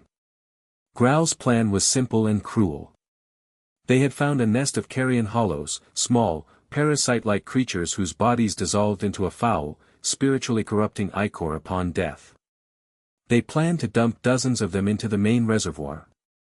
The water wouldn't become poisonous in a physical sense, but it would become stagnant, foul, and spiritually dead. It would taste of the despair and decay they so revered. They would shatter the symbol, and in doing so, shatter the burgeoning hope of the populace. Isella knew she had to act. But going to Naruto was a risk. What would he do? If he acted with brute force, executing the conspirators, he would become the very tyrant Halabel feared. He would rule through fear, and the fragile trust he had built would crumble. If he did nothing, or acted too leniently, he would be perceived as weak, and the rot would spread. This was a test. Not of his power, but of his wisdom. His entire reign hinged on this decision. She found him in what he had designated the strategy room, a large, circular chamber with a massive round table he had carved from a single piece of stone. He was leaning over it, a piece of charcoal in his hand, sketching out a crude map of the fortress based on his sensory perception. Halabel was there, too. She stood with her arms crossed, watching him, her expression a mixture of skepticism and grudging curiosity. Their relationship had become a strange political dance. She was his opposition, his constant critic, yet her presence lent him legitimacy. They argued almost daily, their debates sharp and insightful, forging policy in the fire of their conflicting worldviews. "Your patrol routes are inefficient," she was saying, pointing a sleek finger at a line on the map. "You're leaving the entire southern quadrant undermanned for 3 cycles. An invading force could establish a beachhead before anyone noticed." "It's a trade-off," Naruto countered without looking up. "The southern quadrant is geologically unstable. No one in their right mind would attack from there. I need the patrols focused on the main gates and the Forest of Minos approach." "You assume your enemies are in their right mind," Halabel retorted coolly. "A foolish assumption." Before Naruto could reply, Isella cleared her throat from the doorway. Both heads snapped in her direction. Halabel's eyes narrowed, recognizing the quiet information broker. Naruto smiled. "Isella. Good timing. I need a real map. This is all guesswork. Do you know if any blueprints of this place survived?" "I can look, Lord Naruto," she said, her voice soft but clear. She stepped into the room. "But I have come with a more urgent matter." Naruto straightened up, his demeanor instantly serious. He trusted Isella's judgment. She was not one for false alarms. "What is it?" Isella glanced at Halabel, a moment of hesitation. "She stays," Naruto said, his tone leaving no room for argument. "If it affects Las Noches, she needs to hear it." Halabel inclined her head, a silent acknowledgement of the trust he had placed in her. Isella took a breath and laid it all out. The cult of Barragan. Grau's leadership. Their philosophy of decay. And their plan to poison the reservoir. She presented it calmly, factually, without emotion, like a scholar presenting a thesis. When she finished, the room was silent. Halabel was the first to speak, her voice like chipping ice. "Traitors. The law of Hueco Mundo is clear. They should be made an example of. Public execution. It is the only way to ensure the rot does not spread."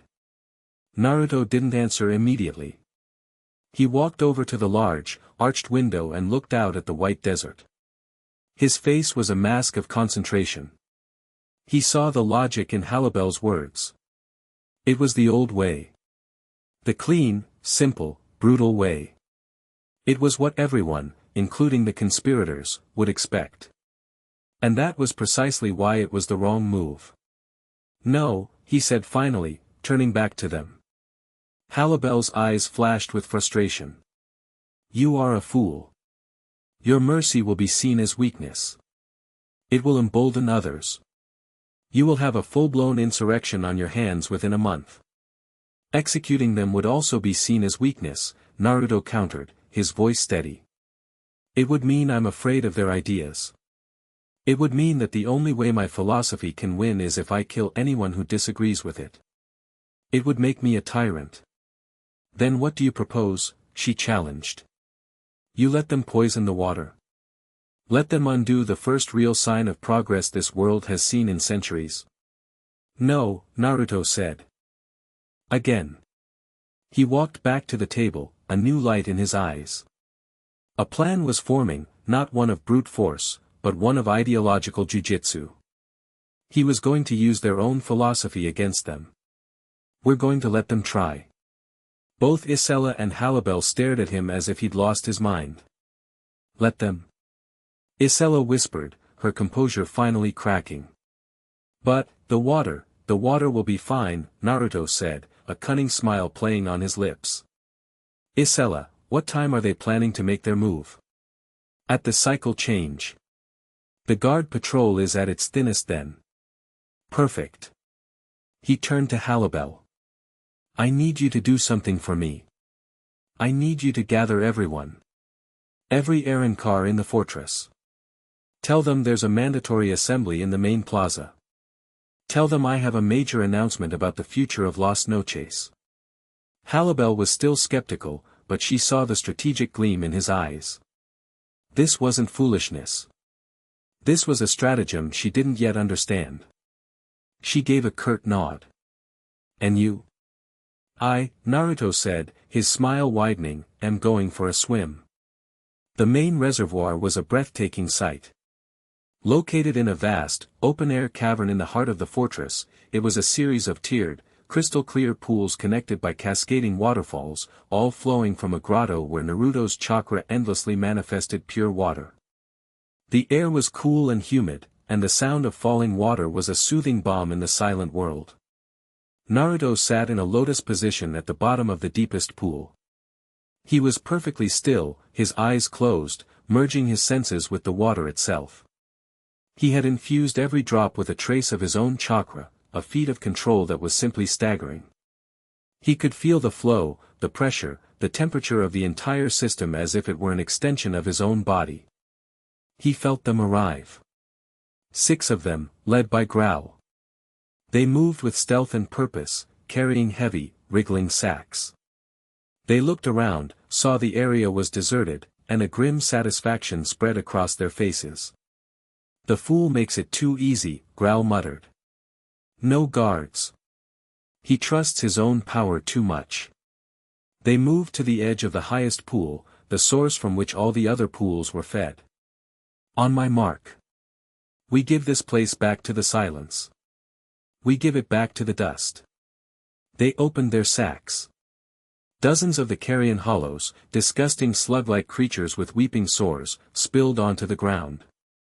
They immediately began to crawl towards the water, drawn to the life energy within it. From the bottom of the pool, Naruto acted. He didn't erupt from the water. He didn't confront them. He simply extended his will. The trace of his chakra that permeated the reservoir came alive. As the first carrion hollow touched the water, it didn't dissolve into ichor. Instead, the water around it began to glow with a soft, golden light. The creature shrieked, a high-pitched sound of pain, as the sage-infused chakra acted like a purifying agent, cauterizing its corrupt nature.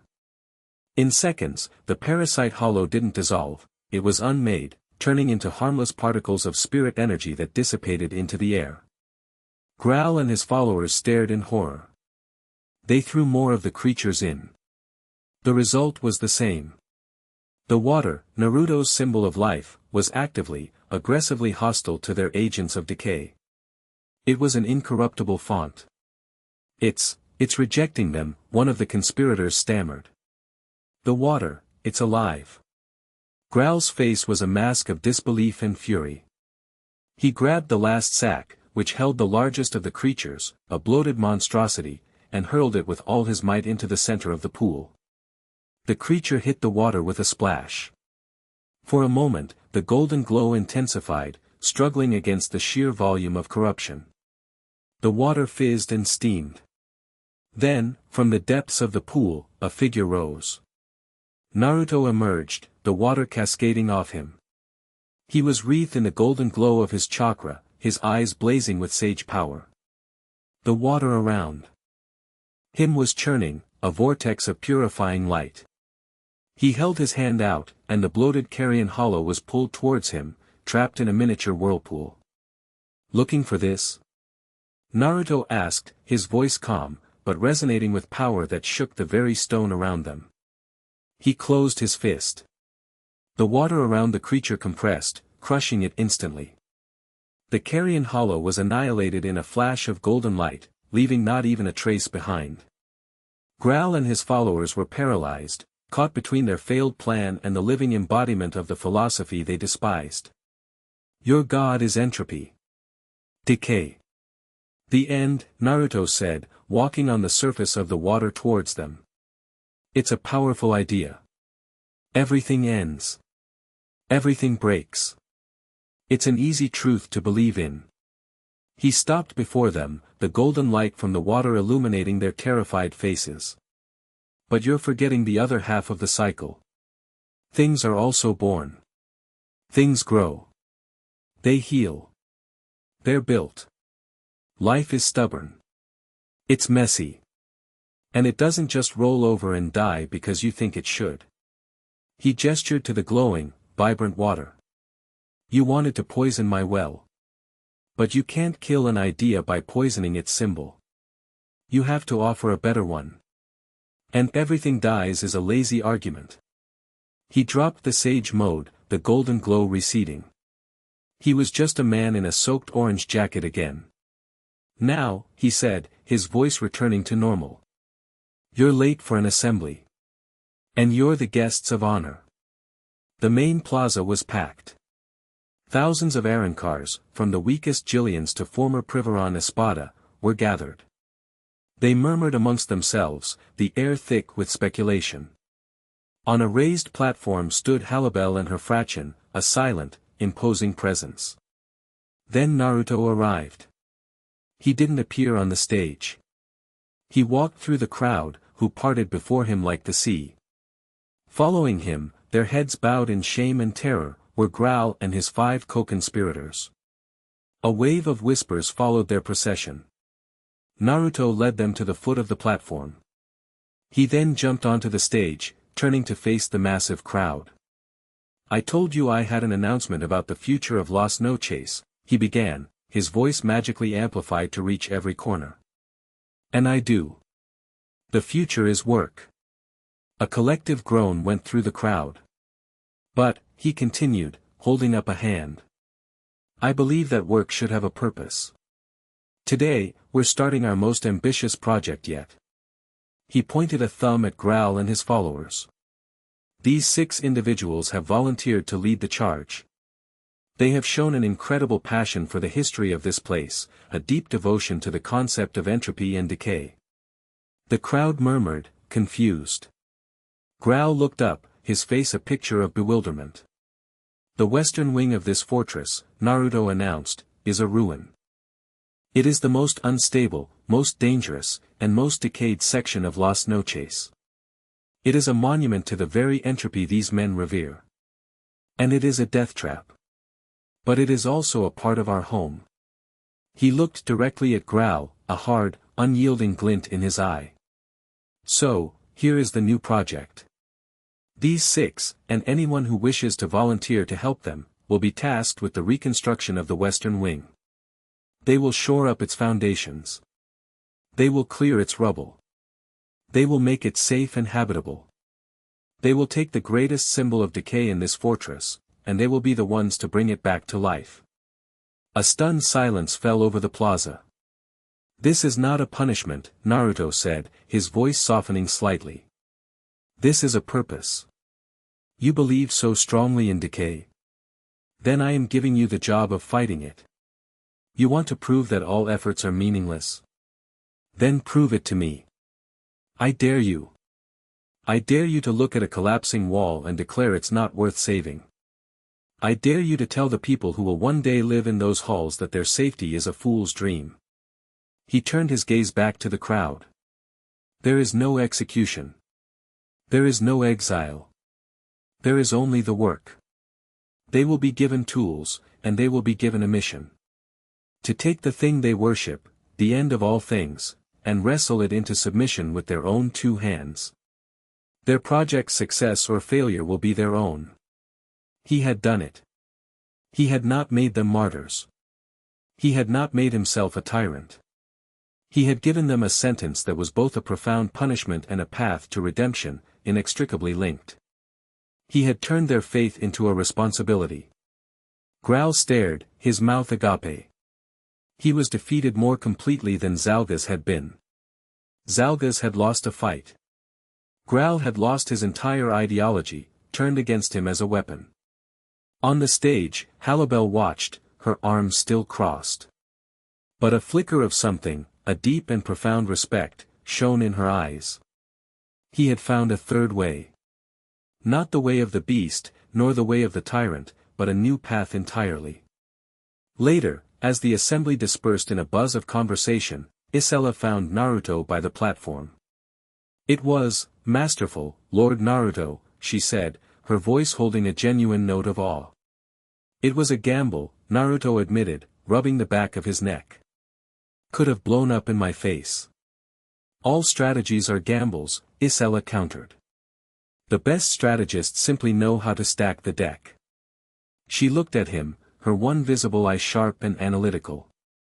"You have no spymaster. No one to watch the webs and warn you of the spiders." "I have you, don't I?" Naruto said with a smile. Isella was taken aback. I am nothing. A privaron, at best. My skills are in observation, not combat." "Good," Naruto said. "I've got combat covered. What I need is someone who sees the things I don't. Someone who understands the currents of this place.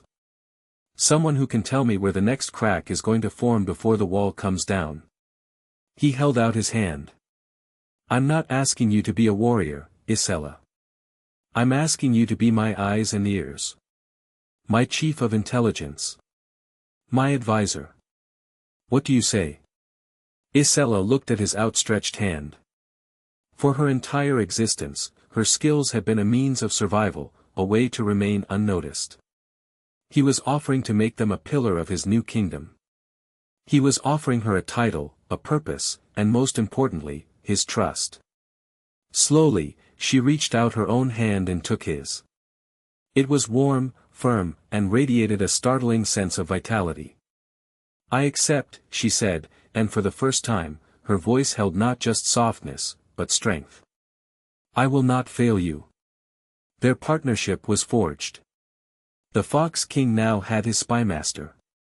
And as Growl and his followers began their first day of hard labor in the decaying halls of the Western Wing, the web of whispers in Las Noches began to spin, not against its new ruler, but for him. Chapter 5, Echoes of Madness. The new order in Las Noches began to solidify. Growl's public reassignment had been a masterstroke of political theater.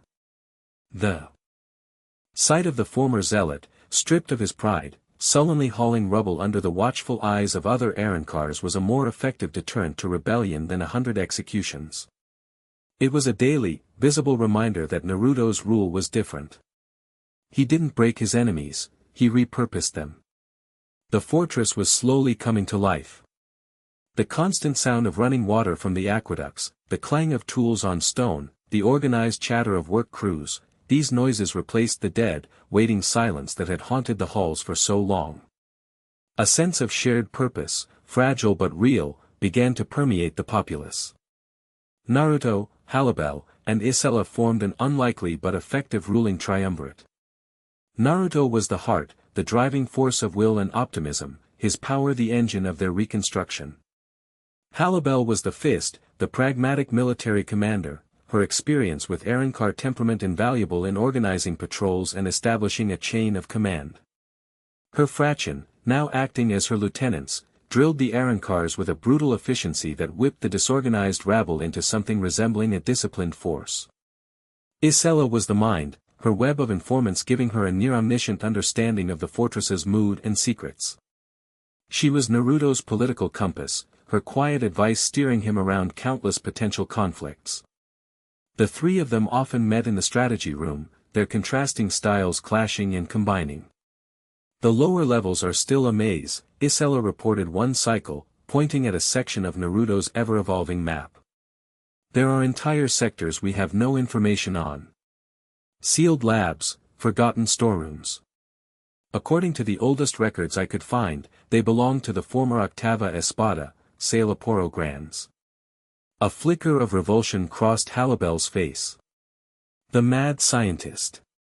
His domain was a place of horrors. Aizen gave him free rein, and he filled it with his grotesque experiments. It was sealed after his death for a reason. It's a security risk, Naruto stated, his brow furrowed. We can't have a massive, unknown section of our own home completely off limits. What if there's something dangerous down there? Or something useful? The only thing you will find in Sailaporo's labs is madness, Halibel warned, her tone grim. He was obsessed with perfection, with creating life from scratch. Most of his creations were unstable abominations that devoured each other, and him, on several occasions. All the more reason to check it out, Naruto insisted. We need to do a full sweep. Catalog what's there, neutralize any threats, and secure the area. I will lead a team, Halibel said immediately. No, Naruto countered. We'll all go. You, me, and a small, elite squad. I don't want to risk a large force until we know what we're dealing with. He looked at Isella. You're not a frontline fighter. You'll coordinate from the surface. Be our eyes and ears from up here. Isella nodded, relief warring with concern on her face. Just as they were finalizing their plan, a small, green-haired missile burst into the room. Naruto. Ichigo. Nell cried, running towards him. She was in her child form, as she had been since the day they met. But something was different. She was holding a small, smooth, white stone, and her face, usually so bright and cheerful, was clouded with confusion. What's up, Nell? Naruto asked, kneeling down to her level. The rock is talking to me, she said, holding it out. It's sad. It says it's lonely. Naruto took the stone. It was just a rock, smooth and worn. He couldn't sense anything unusual about it. He looked at Halibel, who simply shrugged. Arrancar children were a rarity, and Nell was an enigma all her own. Maybe it just needs a friend, Naruto said gently, handing the stone back to her.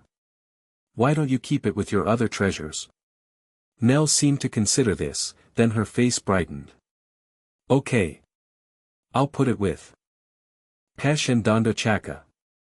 She hugged his leg, then ran out of the room, her mission clear. Naruto watched her go, a fond smile on his face, but a sliver of unease lingered.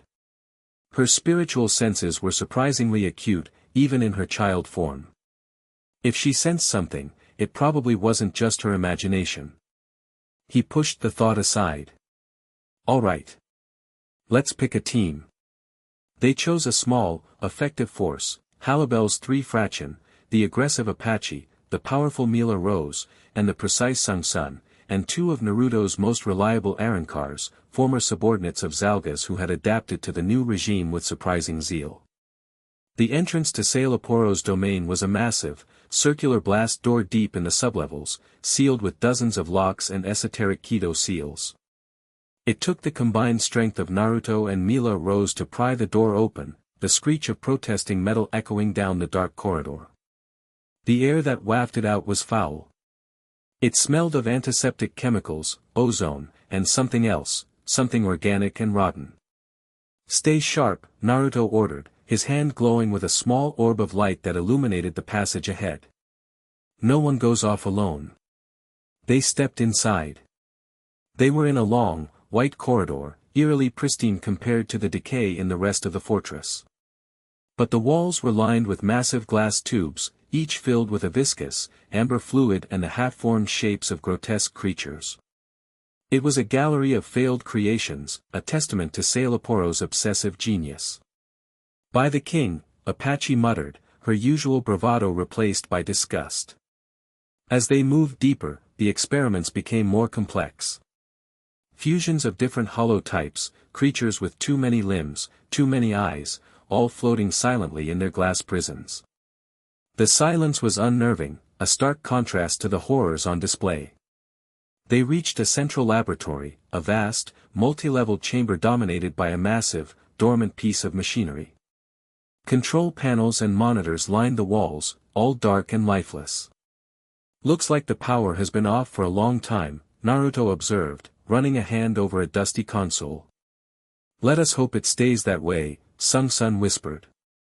Suddenly, a high-pitched alarm began to blare, a frantic, piercing shriek that shattered the silence. Red lights flashed, bathing the laboratory in a hellish glow. On the main monitor, which had flickered to life, a single word flashed in stark white letters: "Containment breach, Subject 001, Gabriel, what's happening?" Mila Rose demanded, drawing her blade. Someone activated the emergency power.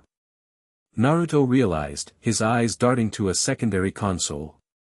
A single key, made of a strange, golden material, was glowing in a slot, a key that hadn't been there moments ago.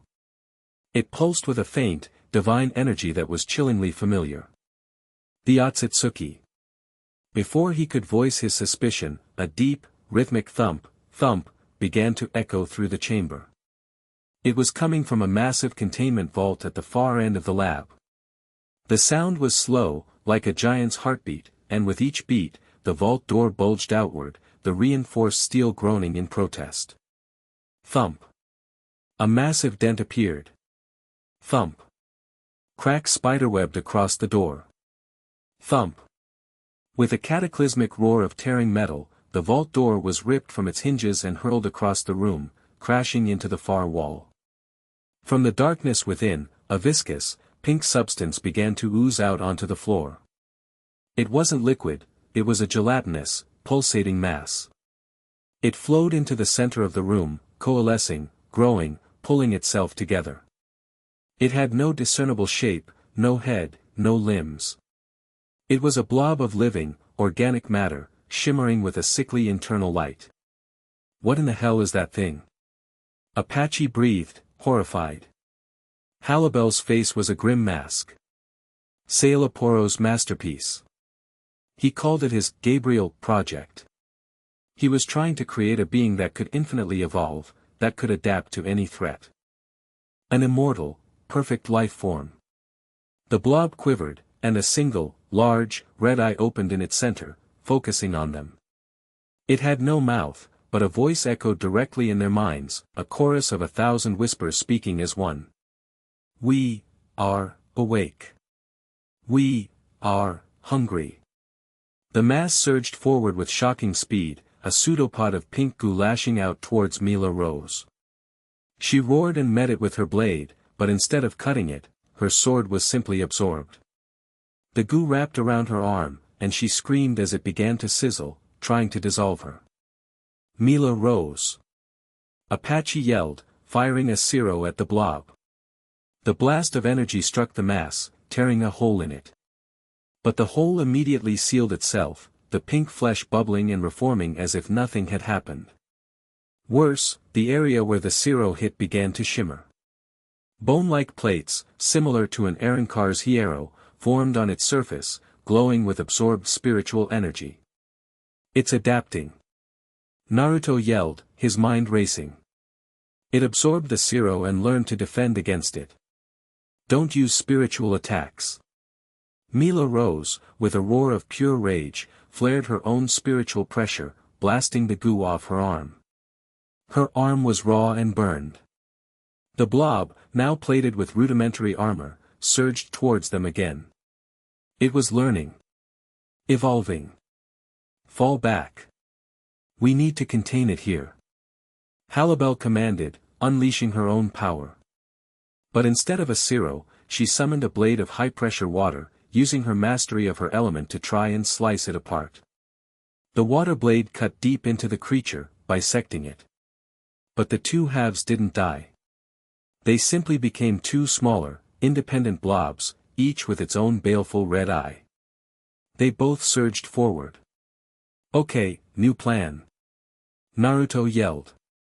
That was a bad plan. The fight devolved into a chaotic, desperate struggle for survival.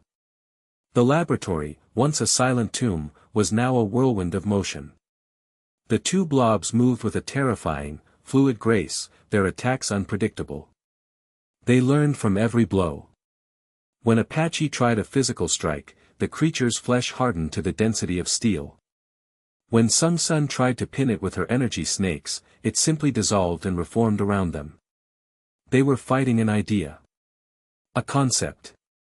And it was winning. It's trying to separate us. Halibel shouted, as one of the blobs oozed up a wall, trying to get behind them. Naruto knew they couldn't win a battle of attrition. They needed a game changer. He looked around the lab, his mind working at lightning speed. An infinitely evolving creature. How do you beat something that adapts to everything you throw at it? You give it nothing to adapt to. I have an idea, he yelled. A stupid, probably going to get us all killed idea. I need to get to the main control panel. What are you going to do? Halibel demanded, parrying a lashing tendril with her pata. Overload the core. The whole lab is powered by a central spiritual reactor. If I can make it go critical, the resulting explosion should be enough to vaporize this thing on a subatomic level before it has a chance to adapt. That will vaporize us too. Apache screamed, dodging a spray of acidic fluid. That's the stupid idea part. Naruto shot back. Just buy me some time. He broke away from the fight, making a mad dash for the main console.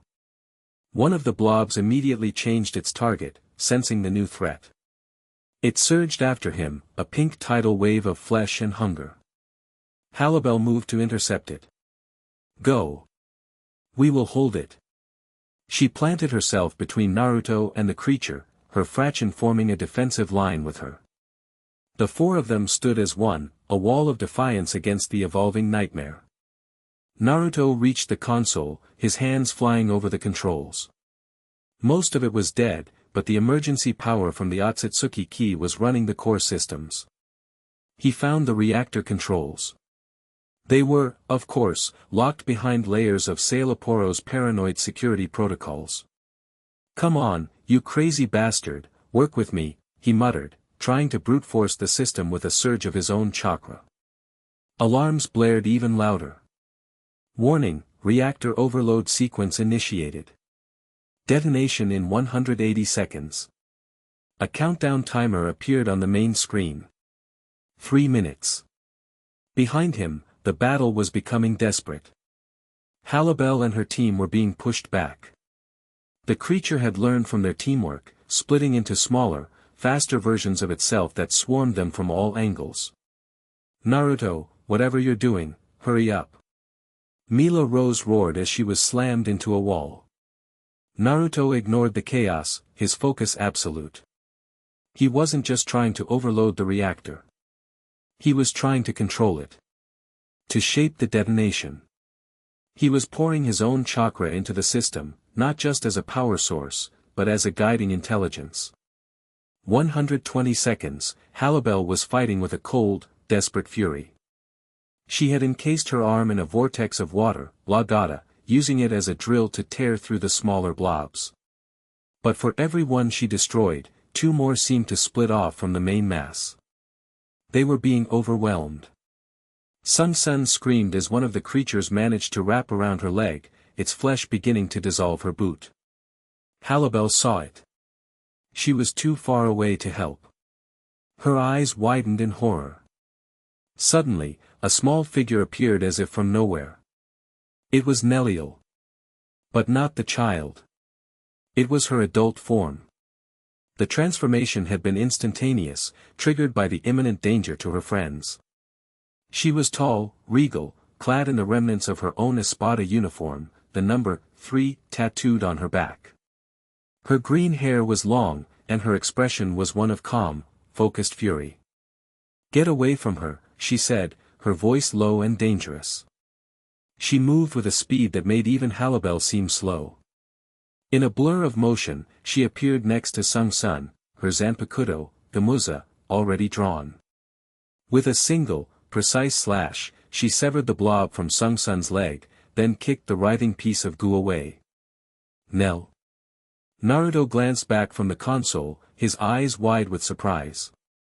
I felt you were in trouble, she said, not looking at him, her eyes fixed on the enemy. The little rock told me. 60 seconds, the main blob, seeing this new, powerful threat, consolidated its many smaller forms back into one massive entity. It recognized Neliel. It accessed Sailaporo's old battle data. Former. Trace. Espada, the voice echoed. Threat level, high. I have this, Neliel said, her voice resonating with power. Finish what you are doing, Naruto. She took a deep breath, her spiritual pressure skyrocketing. Declare, Gamuza. She transformed, her Zanpakuto becoming a massive, double-bladed lance. Her own form shifted, taking on the aspects of a centaur-like creature, a powerful ibex. Her Resurrección, a knight built for one purpose, the charge. Lanzador Verde, she declared, leveling her lance. A torrent of green spiritual energy erupted from the tip of her weapon. She didn't fire it. She charged, her entire body becoming the projectile, encased in the emerald light. She was a living javelin of immense power. She struck the blob dead center. The impact was cataclysmic. The entire laboratory shook. The emerald energy of her attack was a pure, destructive force, specifically designed to negate regeneration. The blob shrieked, its thousand voices crying out in agony as its mass was violently disintegrated. But it wasn't enough. Even as Neliel's attack tore it apart, a small fragment, no bigger than a fist, was deliberately severed from the main body. It shot through the air, unseen in the chaos of the explosion, and headed straight for the one person not engaged in combat. Naruto. He was still at the console, his face beaded with sweat, his hands glowing as he wrestled with the reactor's core logic. 10 seconds, Halibel saw it. The small piece of the monster, a last, desperate gamble, flying towards Naruto's unprotected back. She didn't have time to shout a warning. She didn't have time to fire a zero. She reacted on pure, undiluted instinct. The same instinct Naruto had shown when he saved her fraction. She moved. She appeared behind him in a flash of sonido just as the glob of flesh was about to strike. She didn't try to block it. She didn't have time. She simply put herself in its path. The fragment of Gabriel slammed into her shoulder.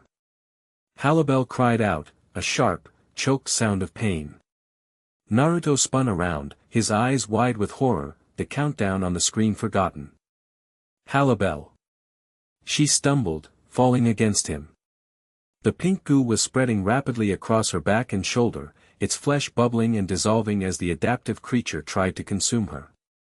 Her skin was turning black, necrotic, the creature's poison far more potent in this concentrated form. The reactor. Naruto, she gasped, her strength failing. He looked at her, at the spreading corruption, then at the countdown timer. 3 seconds, there was no choice. He wrapped one arm around her, pulling her tight against him. With his other hand, he slammed his palm onto the console. Kurama. 2 seconds, a massive, golden cloak of chakra, the avatar form of the Nine Tails, erupted around them, forming a protective shell. 1 second, got it. Naruto yelled, his will finally seizing control of the reactor's detonation sequence. 0 seconds, the world turned white. The reactor went critical. But it wasn't a chaotic explosion. Guided by Naruto's chakra, the blast imploded, focusing all of its world-breaking energy into a single, infinitesimal point at the very center of the lab. For a fraction of a second, a miniature sun was born, and then it vanished, taking Sailaporo's laboratory and everything in it out of existence. The resulting shockwave, however, was still immense. Naruto's golden avatar was battered, thrown back through the newly formed void and slammed into the far wall of the chasm that had once been the lab complex. The golden chakra flickered and died, leaving Naruto kneeling, holding Halibel's unconscious form. Neliel and the fraction, who had been at the edge of the blast radius, were battered and bruised but alive. Naruto looked down at Halibel. The creature was gone, vaporized in the blast, but the damage was done. A grievous, blackened wound covered her entire left shoulder and much of her back. It was a spiritual wound, a curse of decay that was still eating away at her. His own medical ninjutsu, even enhanced by sage power, could only slow it. He had saved the fortress, but he had failed to protect her. The bitter taste of that failure was ashes in his mouth. He looked at her face, her usual stern expression softened in unconsciousness, and a cold, unfamiliar fury began to build in his chest. A fury directed at the golden key still lying on the floor, pulsing with a faint, mocking light. A fury directed at the callous, unseen gods who saw their lives as a game. He gently laid Halibel down, her head resting on a stunned Mila Rose's lap. He walked over and picked up the golden key. It felt cold, alien, and deeply wrong. He closed his fist, and Kurama's red, malevolent chakra flared around it. With a low growl, he crushed the key into dust. This was a test, he said, his voice dangerously quiet. They wanted to see what was in the basement. He looked at the others, his blue eyes hard as ice. They just made this personal. The team, battered and exhausted, looked at each other. They had survived. They had faced an impossible foe and won. But the victory felt hollow. They had been manipulated, used as pieces in a cosmic game, and their queen was paying the price. Their shared danger, their mutual sacrifice, had forged them into something new. They were no longer just a collection of allies of convenience. They were a team. A family. And their family had just been wounded. As Naruto carefully lifted Halibel into his arms to carry her back to the surface, he knew one thing with absolute certainty. The war with the Otsutsuki had already begun. Chapter 6, An envoy from the Siriidii. The upper levels of Las Noches were in a state of controlled panic. The cataclysmic implosion from the lower labs had shaken the fortress to its foundations. Dust still rained from the ceilings of the deepest corridors, and a profound, unnatural silence had replaced the ambient hum of the newly repaired systems. Every Arrancar, from the lowest Minos to the most seasoned Privaron, had felt the terrifying spike and subsequent erasure of vast spiritual power. It was a tremor that spoke of a battle between gods. When Naruto emerged from the sublevels, carrying Halibel's unconscious form, the sight sent a fresh wave of shock through the assembled crowds. He was followed by a battered but resolute Neliel in her adult form, and Halibel's Fraction, their faces a mixture of exhaustion, grief, and a new, hardened fury. Isella was the first to meet them, her face pale. What happened? The energy readings were impossible. A welcoming party, Naruto said, his voice grim. He didn't break stride, his focus solely on the wounded woman in his arms. Get my quarters prepared. I need the best medical supplies you can find. Now. His tone held a sharp, cold authority that no one had heard from him before. The easygoing leader was gone, replaced by a commander in a time of war. Isella, seeing the look in his eyes and the grievous, blackened wound spreading across Halibel's back, didn't ask another question. She simply turned and gave a series of rapid-fire orders, her voice crisp and efficient. Naruto laid Halibel down on the large bed in his personal chambers, a surprisingly Spartan room he had chosen for its commanding view of the desert. The black, necrotic wound was still spreading, slowly, like a stain of ink. It was a curse of decay, a remnant of Gabriel's adaptive poison. Naruto's own 6 paths enhanced healing abilities, which could normally regenerate entire limbs, were struggling against it. He could slow it, contain it, but he couldn't erase it. It was a fundamental power of nullification, a piece of Sailaporo's mad genius amplified by Otsutsuki meddling. It's consuming her spiritual body, Neliel observed, her voice heavy with concern. She had not reverted to her child form, as if the gravity of the situation was anchoring her adult self. If it reaches her heart or her core, she will be unmade. Naruto worked tirelessly, his hands glowing with a green chakra tinged with gold. He was in a battle of concepts, his power of life against the creature's power of decay. It was a stalemate. For every bit of tissue he regenerated, the curse would consume it anew. There has to be a way, he gritted out, sweat beading on his brow. There might be, a new voice said from the doorway. All heads turned. Captain Commander Shunsui Kairaku stood there, leaning against the frame as if he'd been there for hours. He was flanked by a stern-faced Rukia Kachiki and a wary Renji Abarai. The Captain Commander's usual lazy demeanor was gone, his one visible eye sharp and analytical. His pink Haori seemed strangely somber in the stark white room. Apache and Mila Rose instantly moved to intercept them, their hands on their blades. Soul Reapers. What are you doing here? Apache snarled. Easy now, Shunsui said, raising his hands in a placating gesture. We're not here for a fight. When a spiritual event large enough to be felt all the way in the Siriitii occurs, the old man tends to get curious. Naruto didn't look up from his work on Halibel. You're a long way from home, Captain Commander. So are you, it would seem, Shunsui countered, his gaze taking in the scene.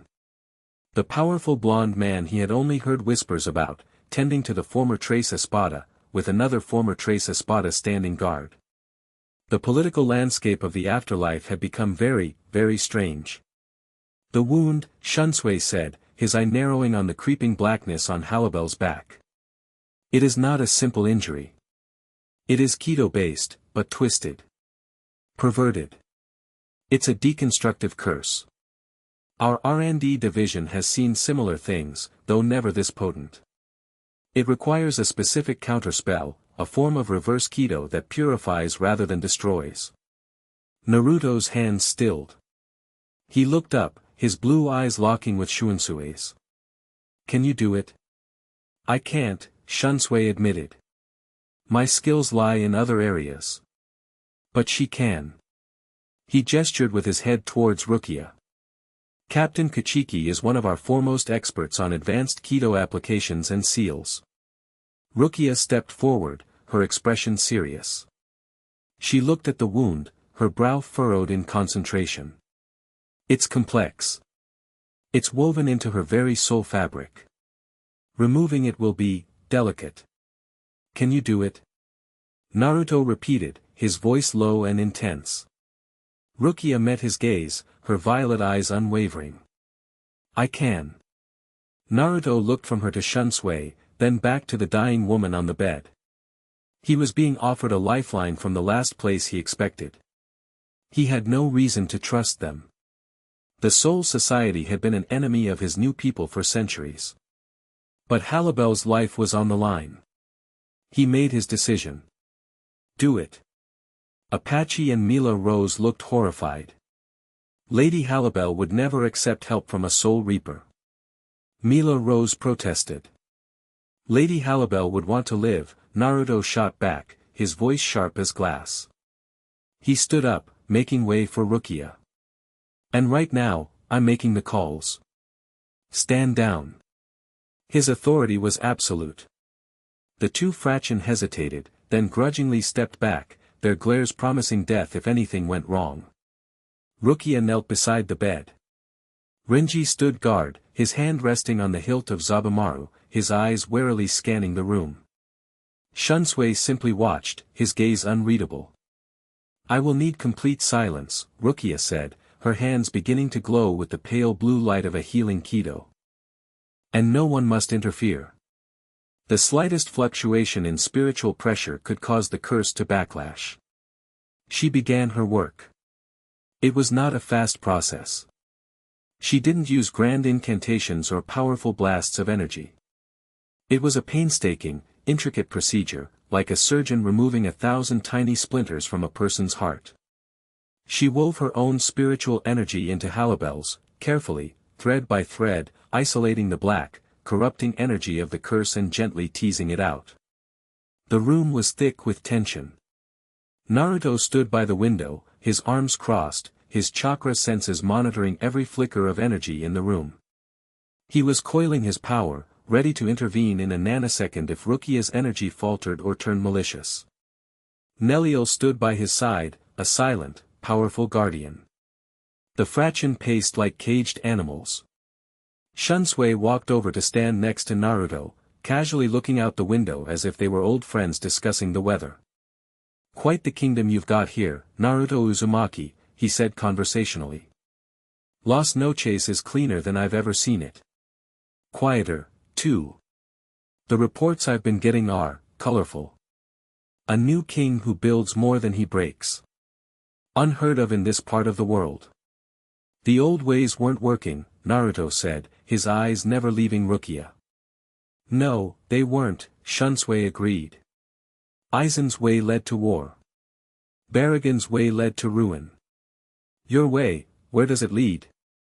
Home, Naruto said simply. Shunsui considered that a noble goal. But it seems you've attracted some unwanted attention. That energy signature, the one that triggered this whole mess, it wasn't from our world. It felt wrong.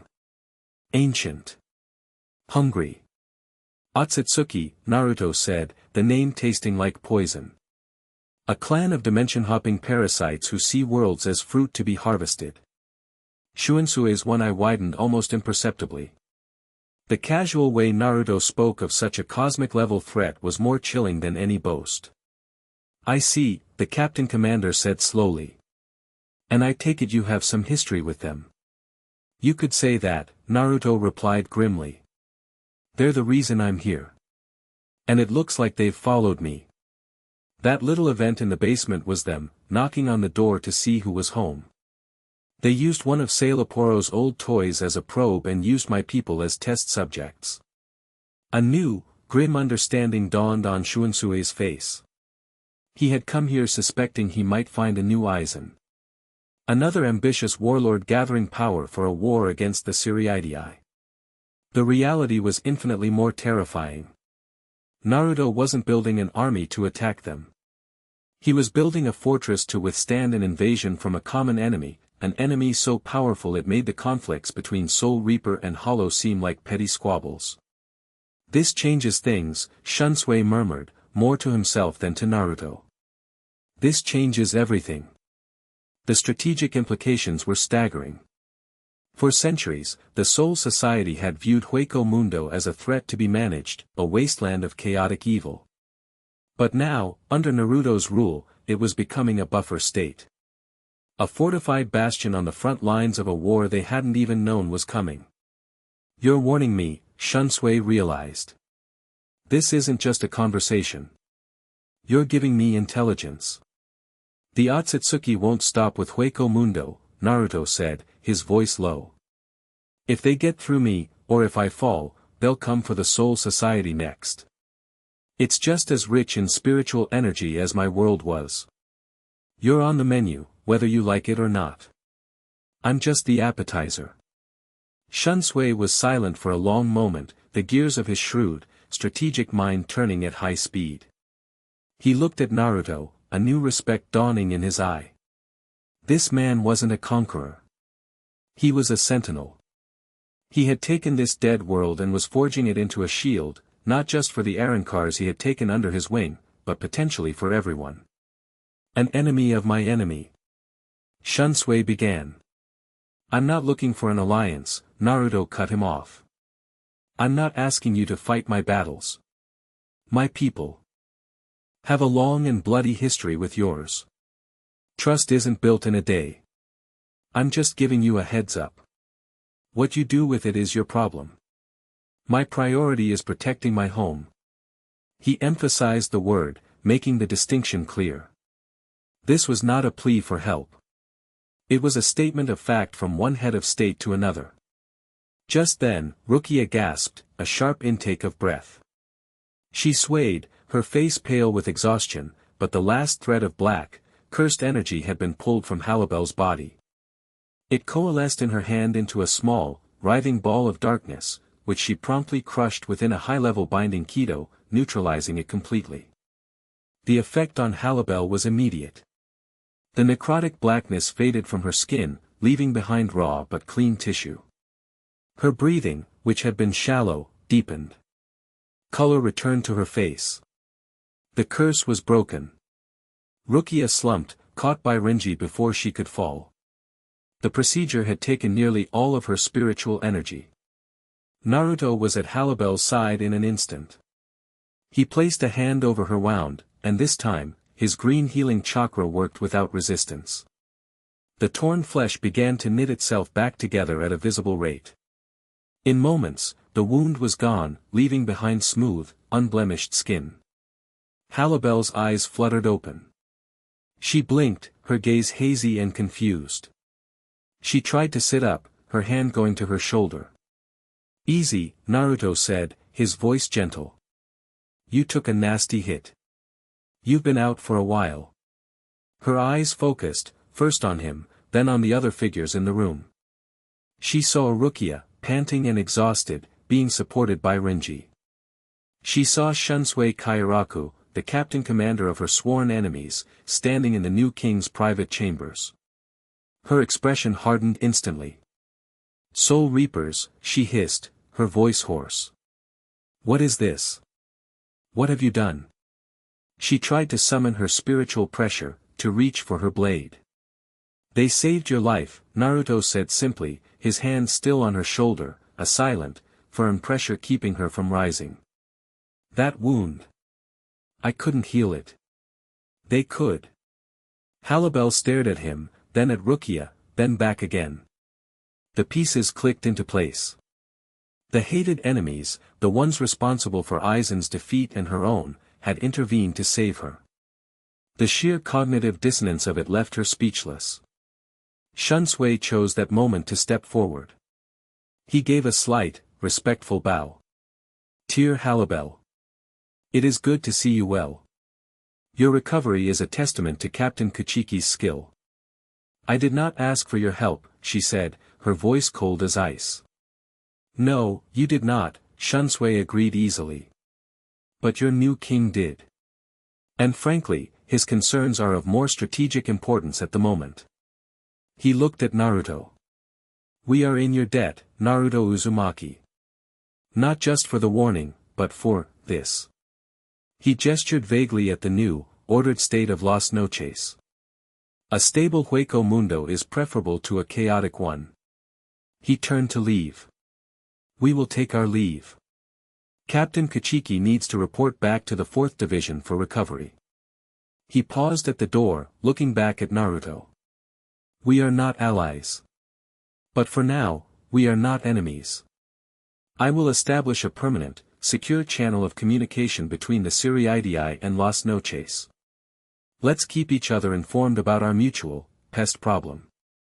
Naruto nodded. "Good idea." With a final, meaningful look, Shunsui and his captains vanished in a flicker of Shuinpa.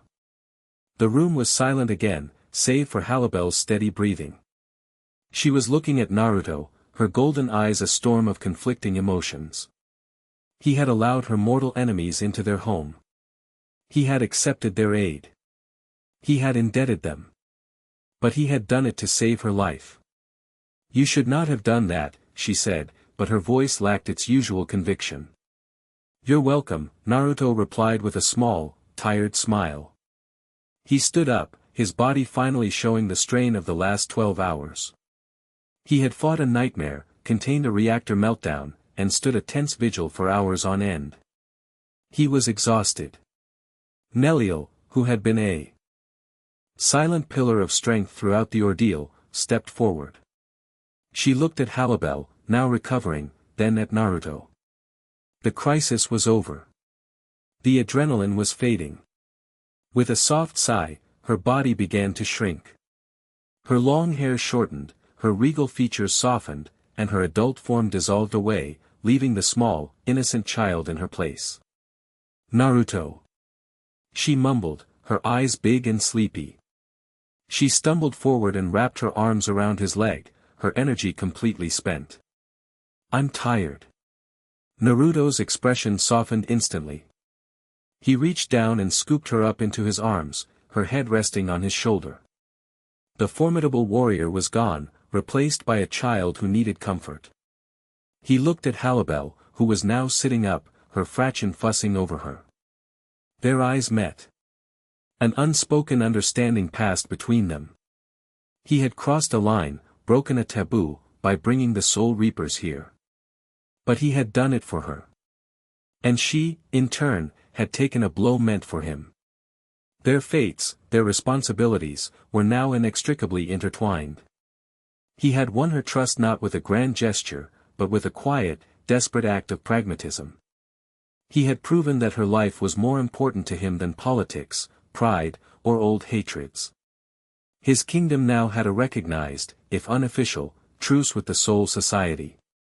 It was a sovereign power. But this new legitimacy had come at a price.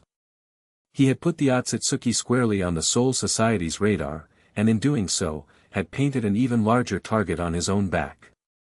He was no longer just a lost shinobi, he was the king of the Hollow Moon, a linchpin in a war that spanned dimensions. And the weight of that hollow crown was growing heavier every day. Chapter 7, The Festival of Shattered Masks. Months bled into one another, each cycle of the unchanging moon marking a new milestone in the transformation of Las Noches. The fortress, once a monument to entropy and despair, was now a thrumming hive of activity. The western wing, under Growl's reluctant supervision, was nearly restored.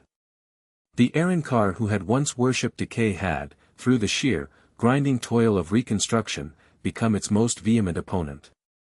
He had developed a fierce, proprietary pride in his work, and would curse anyone who so much as scuffed a newly polished floor. Naruto's rule was no longer a novelty, it was the foundation of a new society. He had introduced concepts that were utterly alien to Hueco Mundo, agriculture, in the form of vast underground fungal gardens nourished by his chakra, education, with Isella overseeing the cataloging of Sailaporo's less horrific scientific archives, and culture, the most ambitious and perplexing project of all. They need more than just survival, Naruto had argued in the strategy room, pacing before a skeptical Halibel and an intrigued Isella. They need a reason to live, not just to not die. They need shared experiences that aren't battles. They need a culture. Culture. Halibel had repeated, her tone flat. You wish to teach monsters to appreciate poetry. They will eat the poet. Then we start smaller, Naruto countered, a familiar, stubborn glint in his eye. We start with a party. And so, the idea for the Festival of Shattered Masks was born. It was to be a celebration of their new world, a day where rank and history were set aside. It was, in Naruto's words, a chance for everyone to just chill out for a bit. The concept was met with widespread confusion, suspicion, and a healthy dose of curiosity. On the day of the festival, the central plaza of Las Noches was unrecognizable. Gone was the stark, empty expanse. In its place were colorful banners fashioned from scavenged cloth, stalls offering roasted fungus kebabs and jugs of fresh, clean water, and a large, roped-off arena for sparring matches. Music of a sort, a rhythmic, percussive beat hammered out by a group of Arrancars on repurposed pieces of scrap metal, echoed through the air. It was awkward at first. The Arrancars milled about, unsure of how to act. They were predators at a picnic, their instincts screaming at them to establish dominance, to fight for resources, but the context was all wrong. Naruto, ever the force of nature, plunged into the crowd, a wide grin on his face. He arm-wrestled a behemoth of an Arrancar and won, to the cheers of onlookers. He judged a best-looking mask fragment competition, awarding the prize to a shy, bird-like Arrancar who promptly burst into tears of shock. He moved through the festival like a current, his infectious energy slowly, surely, breaking down the stiff, hostile barriers. He found Isella standing near one of the food stalls, observing the crowd with her usual analytical gaze. She held a fungus kebab but hadn't taken a bite. Enjoying the party? Naruto asked, coming to stand beside her. It is, a fascinating social experiment, she replied, her one visible eye tracking a group of Arrancars who were attempting a clumsy game of catch with a ball of tightly wound cloth. You have disrupted every established social norm. They are defaulting to mimicry, copying the behaviors they see from you and each other. It's chaotic. Chaos is good, Naruto grinned. It's better than stagnant silence. He gestured with his own kebab. You should try that. I call it ramen shroom. It's got a bit of a kick. Isella took a tentative bite. Her eye widened slightly. It was good. A complex, savory flavor she had never experienced. How did you? Secret ingredient, Naruto winked, tapping the side of his nose. A dash of wind-natured chakra in the marinade. Tenderizes the fungus. He was a ridiculous, impossible man. He used godlike powers to make better party food. Isella found herself hiding a small smile behind her kebab. Theirs was a partnership built on a foundation of his baffling creativity and her attempts to channel it into something sustainable. He was the storm, and she was the one who built the windmills. She was drawn to his raw power, but she stayed for these moments, the flashes of simple, human ingenuity that were far more revolutionary than any Rasengan. His gaze softened as he looked out at the crowd.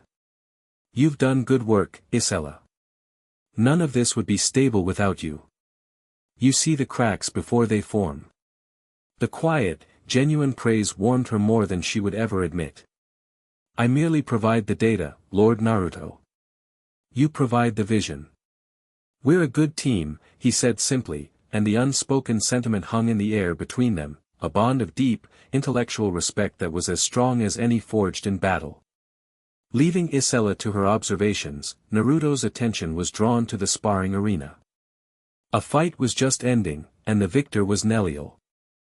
She was in her adult form, a state she was now able to maintain for longer stretches, though it still seemed to drain her.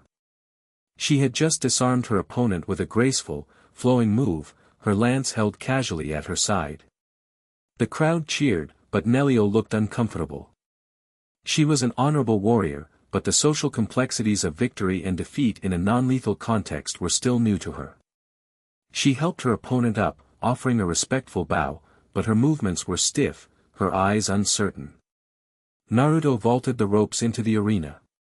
Nice moves, Nell. You're getting faster. Her face lit up at the sight of him. Naruto. I did not wish to embarrass him. You didn't, Naruto said, placing a reassuring hand on her shoulder. You fought well and you showed him respect. That's all anyone can ask. He looked at her, truly looked at her, and saw the conflict in her eyes. The warrior who had been the Tres Espada, and the lost child who just wanted to be safe. It's hard, isn't it? Being both. She nodded, her gaze dropping to the floor. The child is afraid. The adult remembers things she would rather forget. It is loud in my head sometimes. Naruto's expression softened with a deep, profound empathy. He understood fractured souls. He had spent his life trying to mend them, starting with his own. Hey, he said gently, tilting her chin up so she met his eyes. You don't have to be one or the other. Not here. Not with me. I've got your back, no matter what form you're in. The strong knight or the little girl who likes shiny rocks. Both are welcome. Both are my precious people. A tear welled in the corner of her eye. In all her long, strange life, no one had ever offered to accept both halves of her soul. She had always been either a weapon or a burden. He saw her not as a tool or a responsibility, but as a person. Whole, even in her brokenness. Without thinking, she leaned forward and wrapped her arms around him in a tight hug. Thank you, Naruto, she whispered into his shoulder, her voice thick with emotion. He was her protector, her king, her friend. And in that moment, she felt the first stirrings of something deeper, a fierce, protective affection that went beyond simple gratitude. As the festival wore on and the moon climbed higher in the black sky, a different kind of energy settled over the plaza. The boisterous games gave way to quieter conversations. The rhythmic drumming softened. Naruto had strung up glowing orbs of light-natured chakra, which floated in the air like captive stars, casting a soft, warm glow over the scene. He found Halibel standing alone on a high balcony, overlooking the festivities, a silent, watchful queen observing her subjects. He walked up to stand beside her, the two of them falling into a familiar, comfortable silence. So, he said finally. Worst party ever. She didn't look at him, her gaze fixed on the plaza below. It is, less of a disaster than I predicted. No one has been eaten yet. I consider that a rousing success. High praise, he chuckled. Below, the percussive music shifted. A lone Arrancar, an old-timer with a stringed instrument he'd fashioned from a gourd and sinew, began to play a slow, haunting melody. It was a sad, beautiful tune that spoke of long years and endless deserts. A few couples, emboldened by the strange magic of the night, began to sway to the music in a clumsy imitation of a dance. They are learning to be people again, Halabel murmured, a note of wonder in her voice. They always were people, Naruto corrected softly. Just a bit rusty. He turned to her. In the soft glow of the chakra lamps, her golden eyes seemed to shimmer. The hard, militant edge she usually carried was softened, her posture relaxed. For the first time, he saw not just the warrior queen or the political rival, but the woman beneath the armor. You know, he said, his voice dropping slightly. For a queen, you spend a lot of time watching from the balconies. You should try joining the party. He held out his hand. Dance with me. Halabel stared at his outstretched hand as if it were a venomous snake. I do not dance. The word sounded foreign on her tongue. Neither do I, he admitted with a grin. So we'll be equally bad at it. No one will notice. She hesitated. Every instinct, honed by centuries of betrayal and survival, told her to refuse. To maintain her distance. To remain the untouchable leader. But his eyes, so full of a simple, honest warmth, and the sound of the sad, beautiful music from below, they conspired against her. It had been so long since anyone had asked her to simply be, without agenda or expectation. Slowly, as if in a trance, she placed her hand in his. His hand was warm and calloused, a warrior's hand, but his grip was gentle. He led her to an empty space on the balcony, and they began to move to the slow, mournful rhythm of the music. It was awkward. They were two of the most powerful beings in their respective worlds, capable of apocalyptic feats of destruction, and they were fumbling like teenagers at their first dance. Naruto counted his steps under his breath. Halabel was stiff, her body unused to moving with anything but lethal purpose. But then, the absurdity of it struck them. A small chuckle escaped Naruto. Halabel looked at him, and seeing his grin, the corner of her own mouth twitched upwards, the expression hidden by her mask fragment. They relaxed. He pulled her a little closer. He could feel the warmth of her body, smell the faint, clean scent of ozone and water that always clung to her. She rested her head lightly against his chest, her ear over his heart, listening to its steady, vital beat. It was a sound so fundamentally different from the hollow silence that defined her world.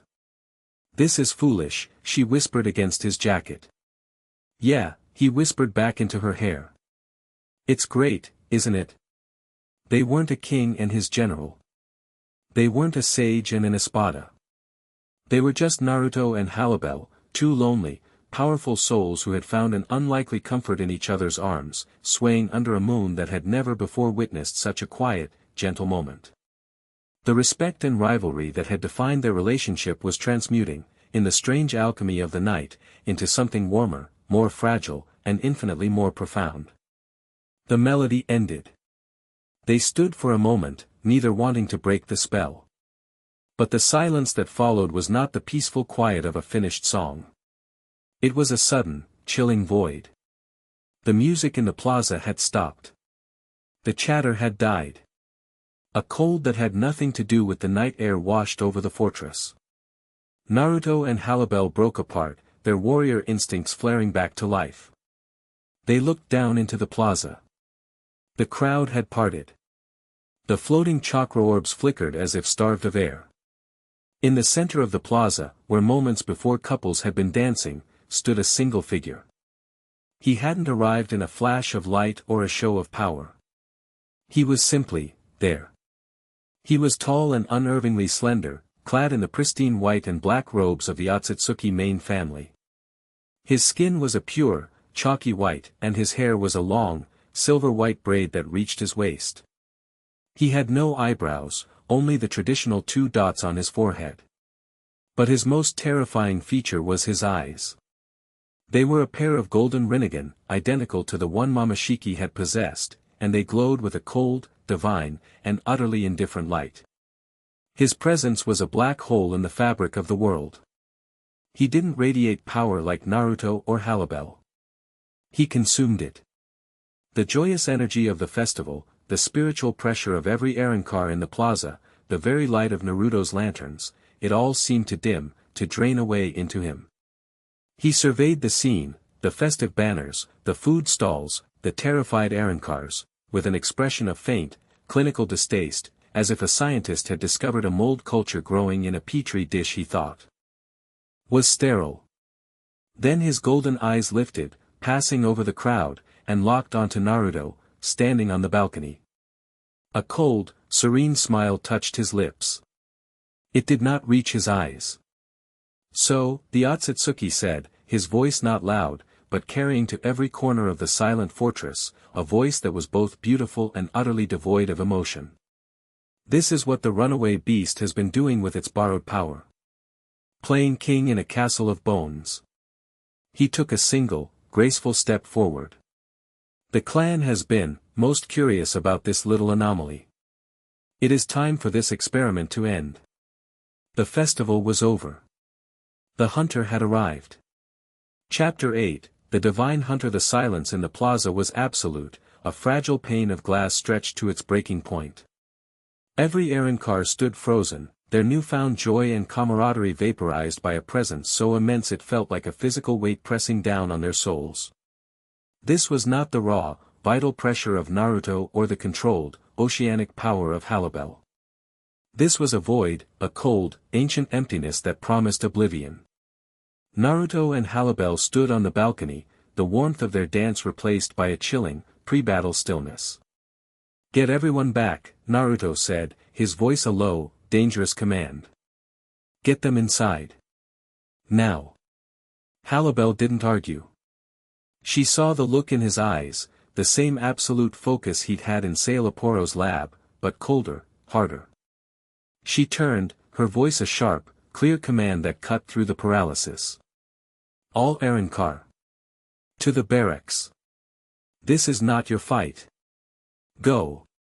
Her fraction, their own faces pale but resolute, began to herd the terrified crowds towards the fortress entrances. They moved with a desperate urgency, not out of fear for themselves, but out of the instinct to clear the battlefield for the titans about to clash. Down in the plaza, the Otsutsuki watched the panicked retreat with detached amusement. Such touching loyalty, he mused, his golden rinnegan never leaving Naruto. You have taught the puppets to love their strings. A novel, if useless, trick. Who are you? Naruto called down, his own power beginning to rise, a golden sun pushing back against the encroaching darkness. I am Ishiki Otsutsuki's second son, the being replied, as if announcing a minor title. But you may call me Kageyama. It means, mountain's shadow. I find it fitting. I have come to collect the clan's property that you have so brazenly stolen. He gestured vaguely at Naruto. The chakra of the Nine Tails. My father has decreed that its vessel is to be returned for processing. The casual dehumanization, the sheer, arrogant entitlement, sent a spark of cold fury through Naruto. This wasn't a warrior. This was an exterminator. Naruto vanished from the balcony, not in a yellow flash, but in a blur of pure speed. He reappeared on the plaza floor 50 feet from Kageyama, his tattered jacket whipping around him. This is my home, Naruto said, his voice level. And these are my people. Your clan's business ends at my front door. Turn around and leave. Kageyama laughed, a sound like cracking ice. Brave words, from a lesser being squatting in a borrowed shell. You do not understand what you are. You are a container. A jar of exquisite energy. And I am here to bring the jar home. He raised a single, elegant hand. From the palm, a black rod, identical to the ones Naruto had faced from other Otsutsuki, shot out with impossible speed. Naruto didn't try to dodge. He met it head-on. A Rasengan, blazing with the power of Six Paths Sage Mode, formed in his hand instantly. He slammed it into the tip of the incoming rod. The impact was not an explosion. It was an event. A silent, violent sphere of spatial distortion erupted at the point of contact, warping the light and air around it. The stone floor of the plaza was pulverized into dust, not from a shockwave, but from reality itself being twisted. Naruto was pushed back a single step, his sandals carving grooves in the ground. Kageyama hadn't moved at all. The display of raw power was enough to send a fresh wave of terror through the last of the retreating Arrancars. This was a battle on a scale they couldn't even comprehend. Impressive, Kageyama noted with clinical curiosity. You have integrated the sage's power more completely than the previous vessel. But it is still a finite resource against an infinite void. He took a step, and the world seemed to lurch. He didn't move with Sonido or Shuunpa. One moment he was 50 feet away, the next he was directly in front of Naruto, his hand, glowing with a faint, purple energy, aimed for Naruto's forehead. It was a gentle, almost lazy movement, but it carried the weight of inevitable death. Naruto's reaction was instinctual. He ducked under the attack, the sage mode granting him precious precognition. He felt the energy of the attack pass over his head, and the air itself seemed to go still and dead where Kageyama's fingers had been. He came up with a counter, an uppercut aimed at Kageyama's chin, his fist wreathed in Kurama's bubbling red chakra. Kageyama didn't block. He didn't dodge. He simply wasn't there. Naruto's fist passed through empty space. He reappeared 10 feet away, his serene smile intact. Your movements are predictable, Kageyama chided gently. You rely on overwhelming force. It is the tactic of a brute. From the fortress walls, Halibel and Nelio watched, their hearts pounding. They knew this was Naruto's fight, but the sheer helplessness was agonizing. His abilities. Halibel breathed, her strategic mind racing. He can absorb ninjutsu, and he possesses some form of spatial manipulation. Naruto cannot rely on his usual arsenal. As if to prove her point, Naruto formed a Rasen Shuriken, the screaming vortex of wind, a familiar and terrifying sound. But he didn't throw it. He held it, then, with a burst of speed, tried to press the attack at point-blank range.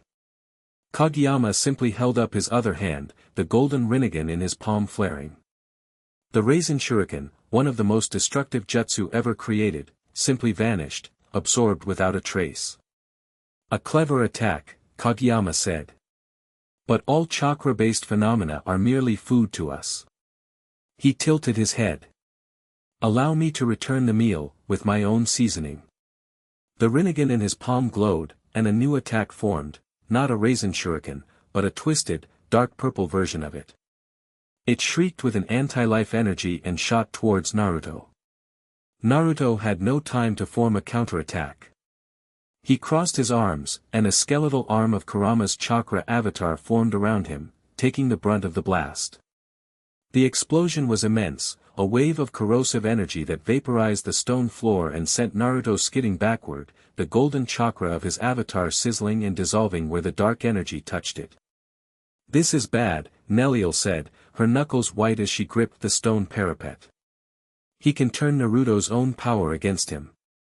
Naruto emerged from the smoke, his expression grim. His usual tactics were being perfectly countered. Brute force was negated. Ninjutsu was absorbed and repurposed. He was being systematically dismantled. He needed to change the game. He closed his eyes for a fraction of a second, sinking deeper into sage mode. He felt the world, not just the dead air of Hueco Mundo, but the very fabric of space, the faint, lingering energies of life from his own world that clung to his soul. No more ninjutsu, he thought. Just pure taijutsu. Pure sage power. He exploded forward, but this time, he didn't aim for Kageyama. He struck the ground at Kageyama's feet. The resulting shockwave, empowered by his sage chakra, was not a simple tremor.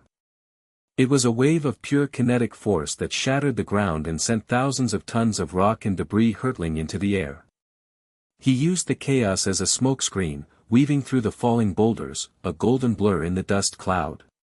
He appeared at Kageyama's side, a simple, brutal kick aimed at his ribs. This time, Kageyama was forced to react. He brought an arm up to block, and the impact created a sonic boom that cracked the air. The Otsutsuki was pushed sideways, his feet dragging on the ground. A flicker of surprise crossed his serene face. Physical force, when applied with enough precision and speed, was harder to simply negate. Naruto didn't let up. He became a whirlwind of kicks and punches, a master of the frog kata. Every blow was unpredictable, coming from impossible angles, each one carrying the weight of a mountain. He was no longer just a brawler, he was a master martial artist, his every movement a study in controlled, overwhelming power. The battle turned into a deadly ballet. Kageyama was forced onto the defensive, his elegant spatial manipulations now used to create microportals to deflect blows, his black rods used to parry and block. For the first time, he looked less like a god and more like a fighter. "You are more resourceful than I anticipated," Kageyama said, his voice losing some of its calm as he parried a furious combination of strikes. "But you are still just an animal, flailing in the dark." He found an opening. As Naruto committed to a powerful axe kick, Kageyama dropped low and thrust his palm forward. It wasn't an attack. He touched the seal on Naruto's stomach. Naruto froze. All the energy, all the momentum, vanished. He felt a cold, invasive energy seep into the 8-trigram seal, probing, trying to unknit the very fabric of the lock that held Kurama. Kurama roared in his mindscape. "Naruto! He's trying to bypass the seal. He's trying to rip me out." Kageyama smiled, a true, triumphant smile. There. The lock. So quaint. So fragile. He began to pull. Naruto felt a tearing sensation in his very soul, a pain worse than any physical blow. His vision swam. His 6 paths sage mode flickered, threatening to collapse. High above, Halibel saw the shift. Naruto was in trouble, trapped and vulnerable. "Nelio," she yelled, her decision made in an instant. "Now." She didn't wait for a reply. She leaped from the balcony, her sonido a blur of motion. She drew Tiburon, her spiritual pressure flaring like a turquoise nova. She wouldn't stand by and watch. Not again. Nelio was right beside her, already in her resurrection form, her green lance glowing with deadly power. "Lanzador Verde," she screamed, unleashing a torrent of emerald energy. "La Gata." Halibel commanded, firing a high-pressure, armor-piercing blast of water from her blade. The 2 attacks, from 2 different former Espada, streaked across the plaza, aimed not to kill Kageyama, but to break his concentration, to free Naruto. Kageyama sighed, a sound of profound disappointment. He didn't even look at them. With his free hand, he gestured, and a portal, a shimmering tear in space, opened in front of him. Nelio's and Halibel's attacks flew into the portal and vanished. "Insolent insects," he murmured. Another portal opened directly behind the 2 women as they charged. Their own attacks erupted from it, catching them completely by surprise. Halibel twisted in mid-air, managing to deflect her own Lagata, but the force of it sent her careening into a wall. Nelio wasn't as lucky. Her own Lanzador Verde slammed into her back, throwing her to the ground with a cry of pain, her resurrection flickering. Kageyama hadn't even spared them a glance. His entire focus was on Naruto. "See? Your people are a liability. A weakness. Now, be still while I peel you open." That was his mistake.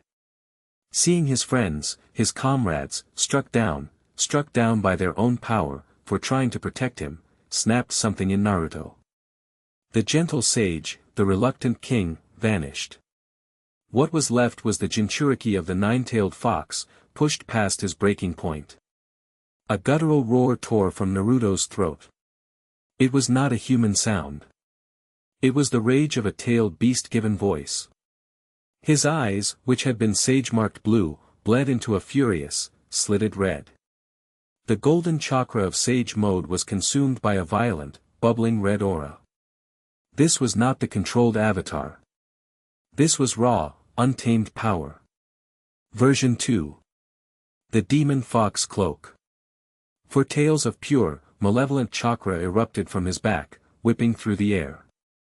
The sheer density of the power physically blasted Kageyama back, his hand torn away from the seal. "What is this?" Kageyama asked, a genuine hint of alarm in his voice. The power Naruto was now emitting was chaotic, poisonous, and utterly anathema to the Otsutsuki's refined, divine energy. Naruto, now a silhouette of a four-tailed fox, looked up, his voice a distorted, demonic chorus. "Get away from them." He didn't use jutsu. He didn't use strategy. He attacked. He was a force of nature, a calamity. The ground shattered with every step. He was on Kageyama in an instant, his claws of red chakra tearing through the air. Kageyama's calm finally broke. He was forced into a desperate retreat, his spatial portals opening and closing rapidly as he tried to evade the berserker rage. The elegant fight was over. This was now a desperate struggle for survival. Tailed Beast Bomb. Naruto opened his mouth, and the positive and negative chakra combined, forming a sphere of pure, concentrated destruction. It was unstable, chaotic, but undeniably powerful. Kageyama's eyes widened in genuine fear. He knew he couldn't absorb that. It was too dense, too volatile. He tried to open a portal to escape, but he was too slow. Naruto fired. The resulting explosion was apocalyptic. A massive, black sphere of annihilation expanded, vaporizing a third of the Grand Plaza and a huge section of the fortress wall behind it. The sound was a physical blow that was felt for miles, a deafening roar that shook the very foundations of Hueco Mundo. When the smoke cleared, the plaza was a ruin. A massive, semicircular crater marked the blast zone. Of Kageyama, there was nothing. Not a scrap of cloth, not a drop of blood. Only the faint, lingering smell of ozone and utter destruction. Naruto stood in the center of the crater, his four tails lashing. He was panting, the red chakra cloak receding slowly, revealing his six-path sage mode beneath, though it was flickering. The blast had taken a massive toll on him. He looked around at the devastation. At the hole in his home. At Halibel, pulling herself from the rubble, her arm bleeding. At Neliel, struggling to her feet. He hadn't won. He had just survived. And he had done it by unleashing a power he had sworn to control, a power that had caused as much damage to his own home as it had to the enemy. Suddenly, a cough echoed from the edge of the crater. Naruto's head snapped up. Kageyama was there. Or what was left of him. He was slumped against a piece of shattered wall, his pristine white robes torn and scorched. His left arm was gone, cleanly sheared off at the shoulder. A massive, gaping wound in his side bled a strange, golden blood. His perfect, serene face was now a mask of pain and disbelief. He had used a last-second, desperate spatial warp to shunt the majority of the blast, and himself, to another location, but the edge of it had still caught him. Impossible. He wheezed, his voice no longer calm and beautiful, but ragged and full of hate. A lesser being, a container, you should not possess such power. He struggled to his feet, his golden Rinnegan blazing with fury. The clan will not forgive this. My father, he will descend upon this pathetic dust ball of a world and he will crack it open like an egg. He will harvest your souls and grind your bones to paste. Naruto simply stared at him, his own energy dangerously low. This is not over, Jinchuriki. Kageyama snarled. He formed a wavering hand sign. A swirling, black vortex, a personal portal, began to open behind him. His escape route. I will return with an army. I will return with my father. And we will. He was cut off by a sharp, wet thwack. Kageyama froze. He looked down. A simple, black chakra rod, one of his own, was protruding from his chest, right where his heart would be. He looked up in confusion, not at Naruto, but behind him. Sasuke Uchiha stood there, his own Rinnegan glowing, his hand outstretched from where he had just used his Amenota Jikara to swap places with a piece of rubble and strike the final, fatal blow. He was clad in his dark traveling cloak, his expression as cold and unforgiving as the Hueco Mundo moon. You talk too much, Sasuke said. Kageyama stared at him, then at Naruto, a look of ultimate, final disbelief on his face. He opened his mouth, but only golden blood came out. He dissolved into a pile of crumbling ash, his Otsutsuki body unable to maintain its form after death. The plaza fell silent once more. Naruto stared at his oldest friend, his rival, his brother. He was here. In Hueco Mundo. Sasuke. Naruto breathed, his own powerful form finally giving out. The sage mode faded completely, and he stumbled, catching himself on a piece of rubble, his body screaming with exhaustion. Sasuke walked over to him, his gaze sweeping over the ruined plaza, the wounded Arrancars, and the massive crater. Looks like you've been busy, Dobe, Sasuke said, his voice the same infuriating, deadpan monotone it had always been. But in his eyes, there was a flicker of something else. Relief. What, how are you here? Naruto asked, his mind struggling to process it. Your little disappearing act left a trace, Sasuke explained, deactivating his Rinnegan. A dimensional signature. It took me months, but I was finally able to analyze it and open a stable portal. I was aiming for your chakra signature. I arrived just in time, it seems. He looked at the spot where Kageyama had died. That was one of the main family. This is more serious than I thought. He looked back at Naruto. The portal won't last long. We should go. Everyone back home, they're waiting for you. Home. The word hit Naruto like a physical blow. The Leaf Village. His friends. Hinata. The life he had been torn away from. It was within his grasp. He looked at Sasuke, his path home standing right in front of him. Then he looked back. He saw Halibel, clutching her arm but standing tall, her eyes fixed on him. He saw Neliel, who had reverted to her child form and was now being tended to by a worried Sungsun. He saw Isella, directing rescue and repair crews with a frantic efficiency. He saw the faces of hundreds of Arrancars, peering out from the fortress, their expressions a mixture of terror at the battle and awe at their king who had defended them. This was his home now. These were his people. He couldn't leave them. Not with the promise of an army, of Ishiki himself, hanging over their heads. Naruto took a deep breath, his resolve hardening. He looked at Sasuke, a sad, determined smile on his face. I'm not going back. Sasuke's eyes widened, the first genuine expression of shock he'd shown. What? Naruto, are you insane? Your fight is over. The elemental nations are at peace. This is not your world. It is now, Naruto said, his voice firm. I have a responsibility here. I can't just abandon them. Not with what's coming. He looked at his friend, his brother. But you can help me. He walked over to Sasuke, his strength slowly returning. Go back. Tell Kakashi-sensei, tell everyone what's happening. Tell them about the Otsutsuki main family. Tell them to prepare. The warning I gave the Soul Society. I need you to give it to our world. They need to get ready. Naruto, this is a fool's errand, Sasuke argued, a rare note of frustration in his voice. You can't fight a whole clan by yourself. I'm not by myself, Naruto said, glancing back at Harem, who had started walking towards them, her expression unreadable. And I'm not asking you to stay and fight with me. Your place is there, protecting them. My place is here, being the first line of defense. The shield. We'll be protecting the same thing, just from different sides. Sasuke stared at him, seeing the unshakable resolve in his eyes.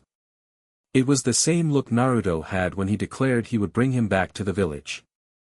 The same look he had when he said he would become Hokage. It was the look of a man who had made up his mind, and the universe would either bend to his will or break against it. He sighed, a sound of deep, resigned frustration.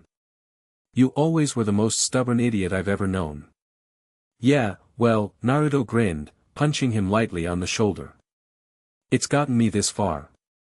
Their moment was interrupted as Harem reached them. She stopped, her gaze shifting from Naruto to the dark-haired, one-armed stranger. She could feel the power radiating from him, a power that was a mirror image of Naruto's, dark where Naruto was light, silent where Naruto was loud. A new player, she stated, her voice wary. Sasuke, this is Harem. Harem, Sasuke, Naruto said simply. He's my brother. Harem raised an eyebrow but said nothing. The dynamics of Naruto's old life were a mystery she had no context for. All she knew was that this man represented a path back to that life, a path Naruto was refusing to take. For them. The weight of that decision settled in her chest, a heavy, warm, and terrifying thing. Sasuke gave a curt nod. The portal is closing. I have to go. He looked at Naruto one last time, 1,000 unspoken things passing between them. Don't die, Dobe. Wouldn't dream of it, team, Naruto replied.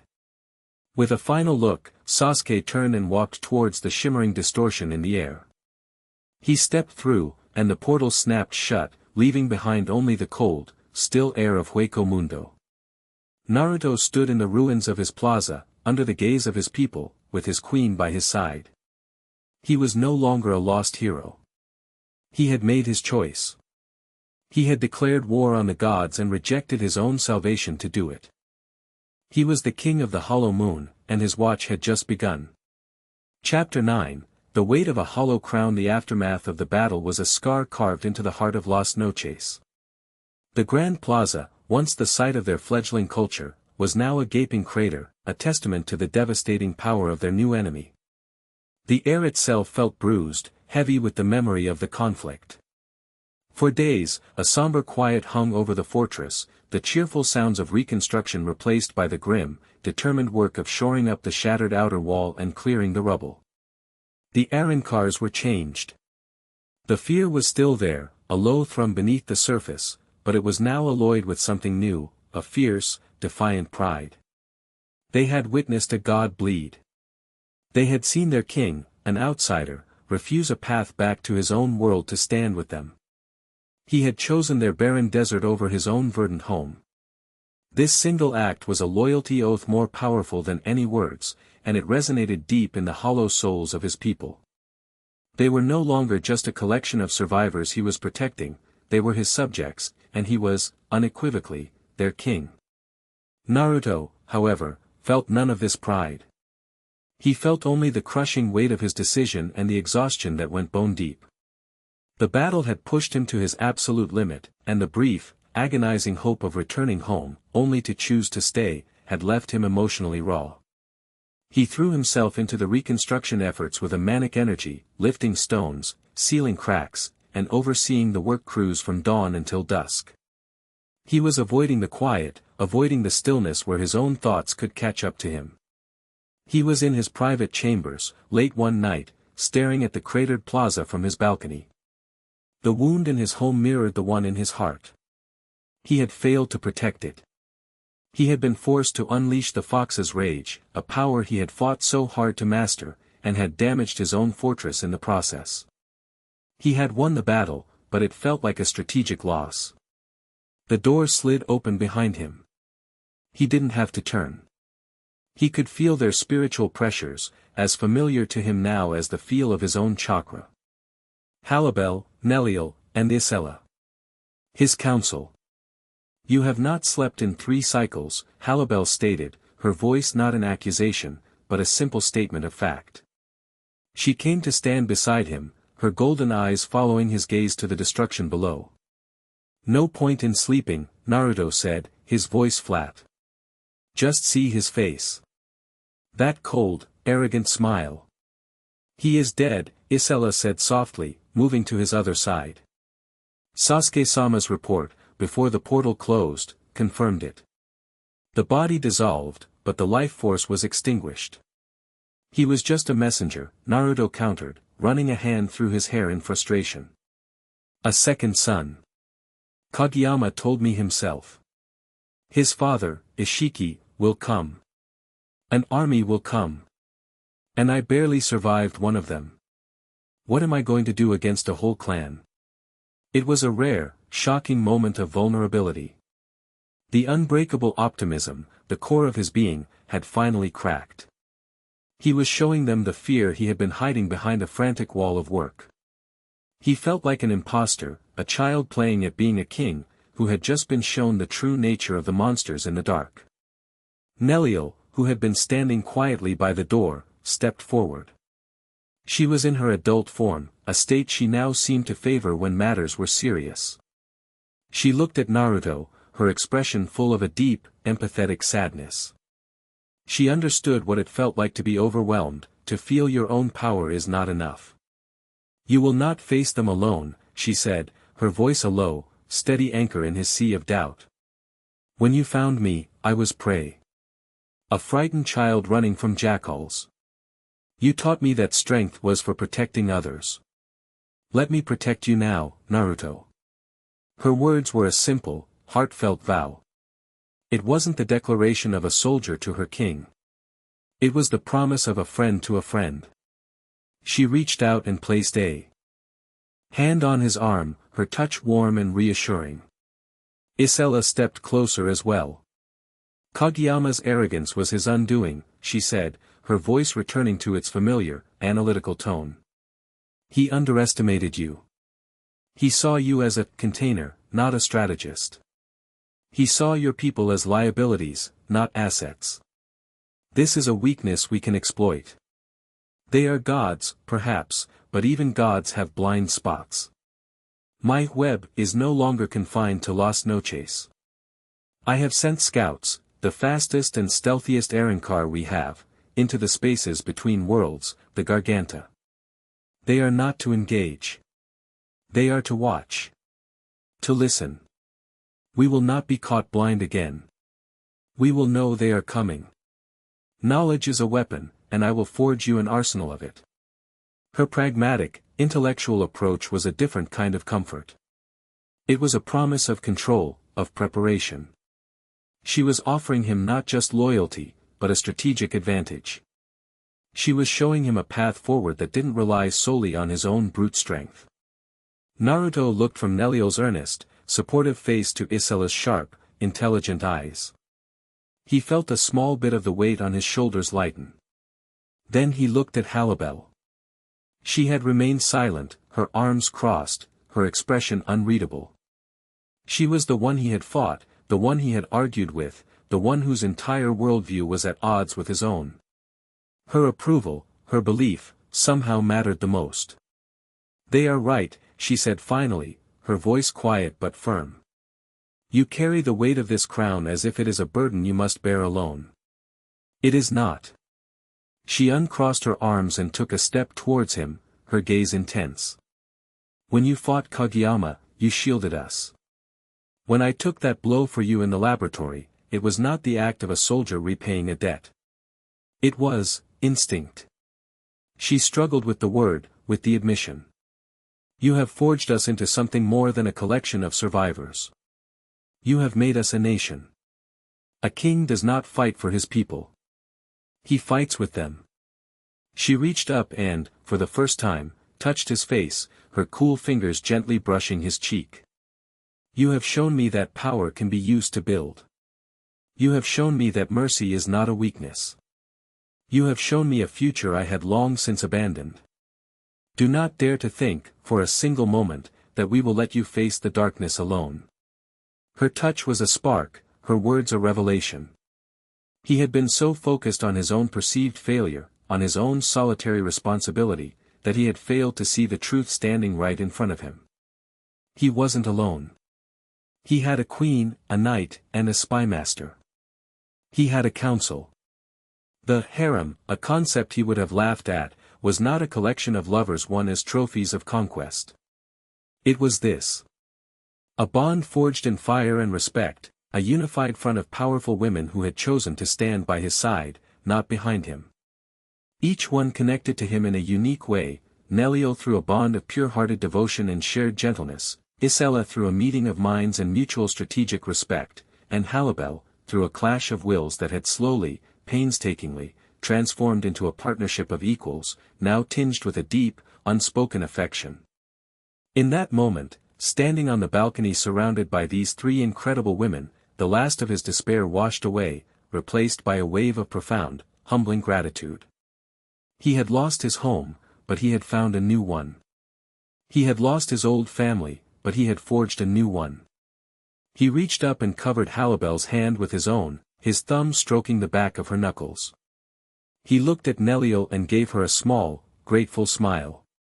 He met Isella's gaze and nodded, a silent acknowledgement of their shared purpose. "You're right," he said, his voice thick with emotion. "I'm sorry. I've been a pretty lousy king lately." "You have been a grieving man," Halibel corrected softly. "But the time for grief is over. The time for preparation has begun." She was right. The switch was flipped. The vulnerable, doubting man receded, and the leader, the Kage, returned, his mind now clear and sharp. "Okay," he said, his voice now crisp and full of command. He stepped back into the room, his energy shifting from despair to action. "Okay. New plan. We can't win a conventional war. Kageyama proved that. Their technology, their abilities, they're too advanced. We can't meet them force on force." He began to pace, the strategist taking over. "So we change the battlefield. This is our home. We know its secrets. We will make Las Noches itself into a weapon." The four of them gathered around the great stone table, the nascent energy of a war council filling the room. "Isella," Naruto began, "your scouts are our first line of defense.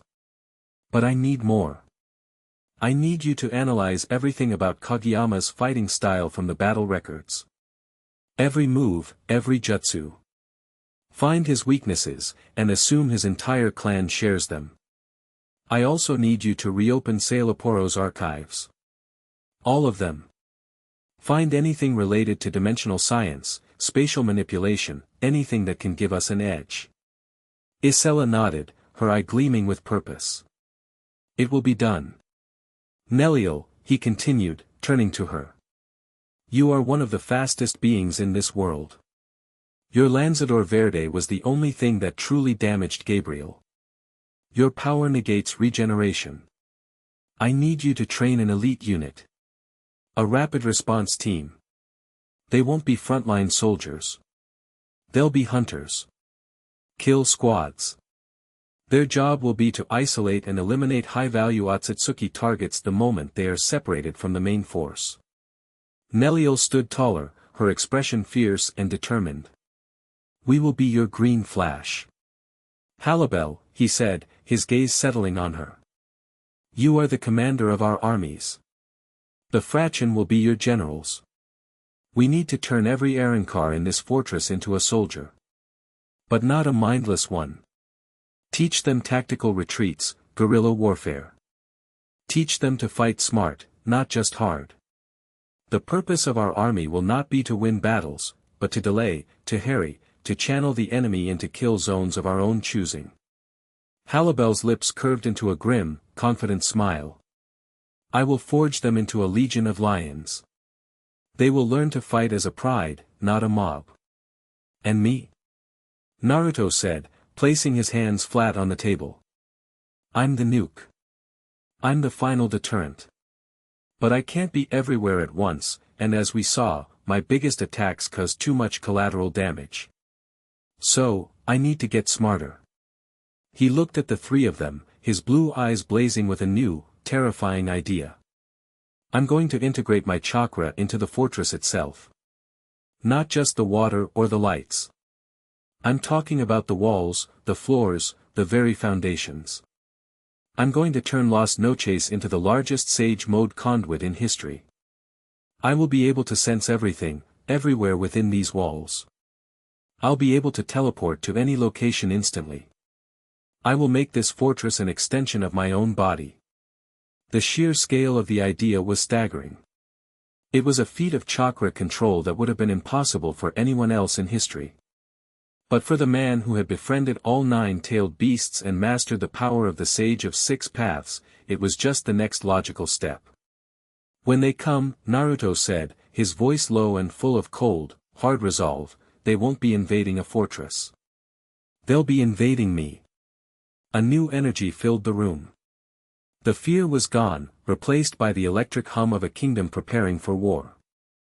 They had a purpose. They had a plan. And they had each other. Later, after the council had dispersed to begin their monumental tasks, Naruto and Halibel stood on the balcony once more. The silence between them was different now, not tense or awkward, but full of unspoken understanding. Are you certain about this, Naruto? She asked quietly. Merging with the fortress, the strain will be immense. You will be tied to this place, forever. This is my home now, he said, his gaze firm. I'm not going anywhere. He looked at her. Thank you, Halibel. For, well, everything. A queen protects her king, she said simply. Then, before he could respond, she leaned in and gave him a soft, brief kiss on the cheek. It was a gesture so unexpected, so out of character, it left him momentarily stunned. She pulled back, a faint, almost imperceptible blush on her cheeks, hidden by the pale moonlight. And a woman protects the man she has come to respect. She turned and left before he could find his voice, leaving him alone on the balcony with the feeling of her lips still warm on his skin and a renewed, unshakable sense of purpose in his heart.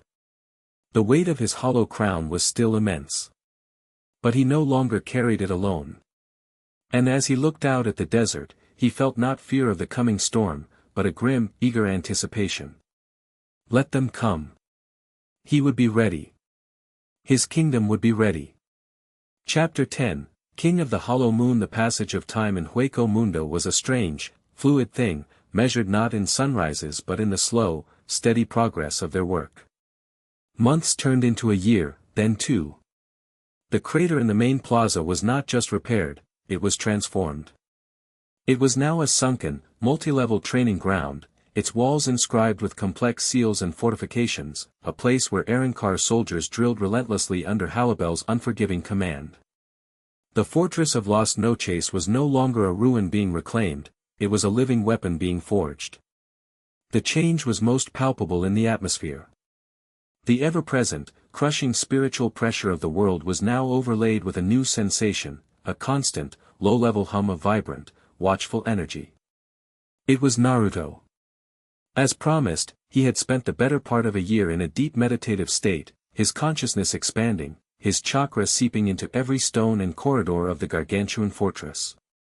He had woven his very being into the foundations of his kingdom. Now, he was Las Noches, and Las Noches was him. He felt the whisper of a guard patrol in the deepest sublevels as clearly as he felt the breeze on his own skin. A loose stone in the western wing was like an ache in a distant joint. The fortress had become his sensory organ, a colossal extension of his sage mode. His council, his queens, had become pillars of this new world. Isella's intelligence network was a thing of terrifying efficiency. Her whispering spiders, as the scouts were now known, patrolled the infinite passages of the Garganta, silent observers charting the currents of dimensional travel. They had established listening posts, tiny pockets of stable reality where they could watch for the telltale golden energy of Otsutsuki portals. Isella's strategy room was now a nexus of information, maps of dimensional pathways covering the walls, her quiet, insightful strategies forming the bedrock of their defense. She was no longer just an advisor, she was the grand spymaster of Hueco Mundo, her name spoken with as much reverence and fear as any warrior's. Neliel's green flash unit was the tip of their spear. She had handpicked a dozen Arrancars who excelled in speed and precision. She had trained them not just in combat, but in her own unique philosophy of battle, strike with overwhelming force, but only when victory is assured. Protect your comrades above all else. They were a scalpel in a world of sledgehammers, their loyalty to her, and by extension to Naruto, absolute. Her dual nature had found a balance, she was the nurturing teacher and the fierce commander, and her warriors loved her for both. Halibel was the heart of their military might. She had transformed a mob of individualistic predators into a disciplined army. Her legion fought with a fluid, water-like grace, adapting to threats, surrounding them, and crushing them with coordinated tactics. She had instilled in them a sense of pride not just in their own strength, but in the strength of their unit, their pride. The bond between her and Naruto had deepened into a quiet, powerful partnership. They were king and queen in truth, their rule a perfect balance of his compassionate vision and her pragmatic strength. Their stolen moments on the high balconies were no longer awkward, but a cherished, necessary respite, their conversations a mixture of strategy, philosophy, and the easy intimacy of two souls who understood each other completely. Today was a significant day. Envoys from the Soul Society were arriving, not as a diplomatic probe, but for the first official joint strategy meeting. Sasuke's warning, combined with Isella's intelligence, had been enough to convince even the most stubborn traditionalists in the Suriidii that the Otsutsuki threat was real and imminent. Naruto stood on a newly constructed receiving platform near the main gate, flanked by his council. He was no longer in his tattered orange tracksuit.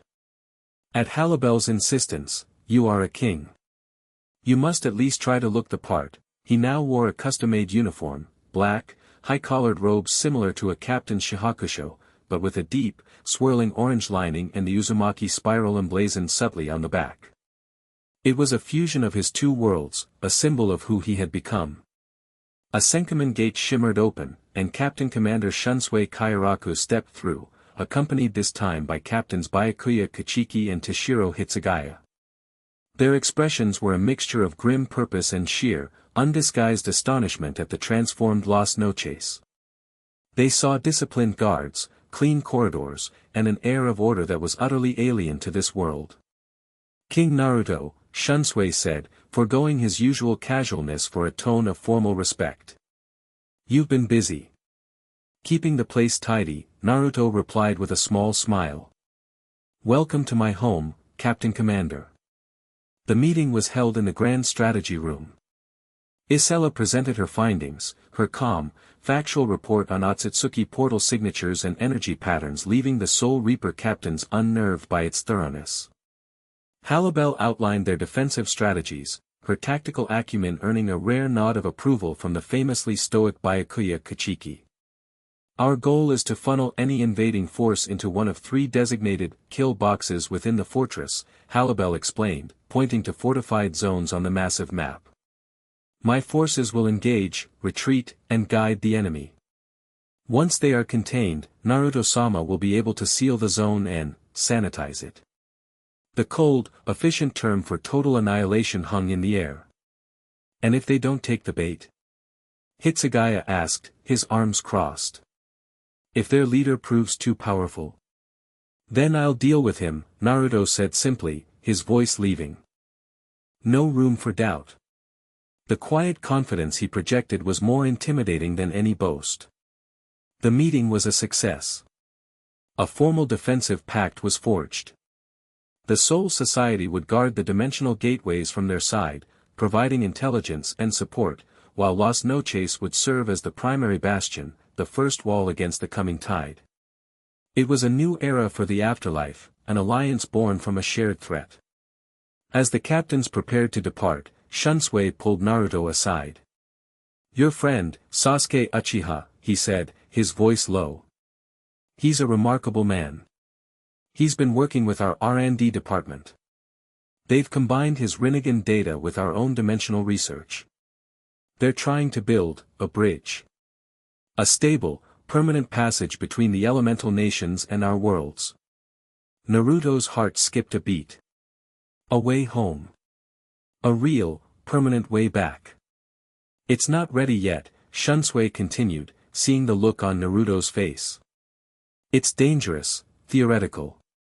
But the possibility exists. A day might come when you don't have to choose between your old home and your new one. The hope, bright and painful, was almost too much to bear. Naruto simply nodded, his throat tight. After the envoys left, Naruto sought the quiet of his highest balcony. He was a king. He had an army, a spy network, elite warriors. He had forged an alliance with one of the most powerful military forces in existence. He should feel confident, powerful. But Shuansue's words had unearthed the old wound, the deep, abiding ache of his exile. He felt a presence behind him and turned to see Halibel, a tray in her hands. On it were 2 simple ceramic cups and a steaming pot. She said nothing, simply poured 2 cups of the fragrant, tea-like infusion she had cultivated and handed one to him. They stood in comfortable silence, sipping the warm liquid, watching the unchanging moon. "Your heart is loud today," she said finally. He sighed, the sound lost in the wind. "Shunsui told me they might be able to build a permanent gate back to my home." Halibel's hand tightened slightly on her cup, the only sign of her reaction. "And would you take it?" she asked, her voice carefully neutral. Naruto looked out at the vast, white desert that stretched to the horizon. He saw not an empty wasteland, but the land he had sworn to protect. He thought of the faces of the Arrancars at the festival, their first, hesitant smiles. He thought of Grau, complaining about a scuff mark on a wall he had built with his own hands. He thought of Isela's quiet pride, Nellio's unwavering loyalty. He thought of the woman standing next to him, the proud queen who had taken a killing blow for him. "I made my choice a long time ago," he said softly. "When I told Sasuke I was staying. This is my home. This is my watch." He turned to her, a small, sad smile on his face. "But it doesn't mean I don't miss the rain sometimes." Halibel looked at him, her golden eyes full of an emotion he was only just beginning to understand. She saw the sacrifice in him, the deep well of loneliness he papered over with his endless optimism. She set her cup down and stepped into his space, her hands coming up to rest on his chest. "Then let us build a kingdom so strong, so peaceful," she whispered, her voice fierce with passion, "that one day, you may invite your old family to visit your new one. Let us give you a home worthy of the one you gave up." He looked down at her, at the fire in her eyes, at the absolute sincerity of her vow. The ache in his chest eased, replaced by a deep, surging warmth. He leaned down, and she met him halfway, their lips meeting in a kiss that was not about passion or romance, but about a shared future, a promise sealed under the hollow moon. It was a kiss of partnership, of respect, of 2 rulers finding solace in each other's strength. Just as they broke apart, a single, piercing alarm echoed through the fortress. It wasn't a local alert. It was Isela's general, all-hands warning. A high-priority signal from the deep space listening posts. They were here. Naruto and Halibel shared a single look. The time for preparation was over. They arrived in the strategy room in seconds, their personal teleportation across the fortress now instantaneous. Isela and Nellio were already there, staring at the massive, 3-dimensional map of the surrounding dimensions that now dominated the center of the room. "Report," Naruto commanded, his voice all business. "Multiple contacts," Isela said, her voice tight but controlled. "Dozens of them, all matching Otsutsuki energy signatures. They are not attacking directly. They are deploying something." On the map, a dozen golden points of light flared to life, forming a perfect circle around the dimension that held Hueco Mundo. "What are they doing?" Nellio asked. "They are creating a quarantine," Isela replied, her eye wide with dawning horror. They are sealing this entire dimensional cluster off from the rest of reality. They're not just attacking Las Noches. They are caging the entire world. As she spoke, lines of golden energy connected the points on the map, forming a cage of light. The hum of Naruto's connection to the fortress stuttered. The secure line to the Soul Society went dead. They were cut off. Alone. And then, from the center of the cage, a single, massive portal ripped open. The energy pouring from it was a suffocating tidal wave, a power that dwarfed Kageyama's 100 times over. It was the pressure of a true god, ancient, vast, and utterly implacable. A figure emerged, regal and terrifying. It was Ishiki Otsutsuki. And behind him, an army of Otsutsuki soldiers, their faces blank and merciless, their rinnegan glowing in the darkness. Ishiki's cold, powerful voice echoed not through the air, but directly into the mind of every living being in Hueco Mundo. Creatures of this forgotten realm. I have come for the usurper who wears a borrowed crown and the beast he holds captive. Surrender him to me, and I will grant you the mercy of a swift end. Resist, and I will unmake your world, one grain of sand at a time. The ultimatum was delivered. The war had begun.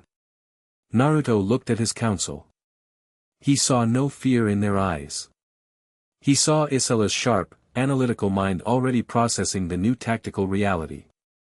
He saw Nelio's hand resting on the hilt of her blade, her expression one of fierce resolve.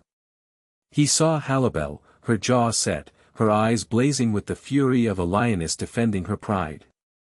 He looked out from the highest window of his fortress, at the endless army silhouetted against the swirling vortex of their arrival. The threat was cosmic. The odds were impossible.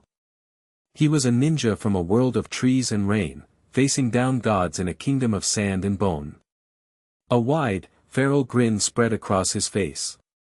It was the grin of a man who had stared into the face of oblivion before and had never once blinked.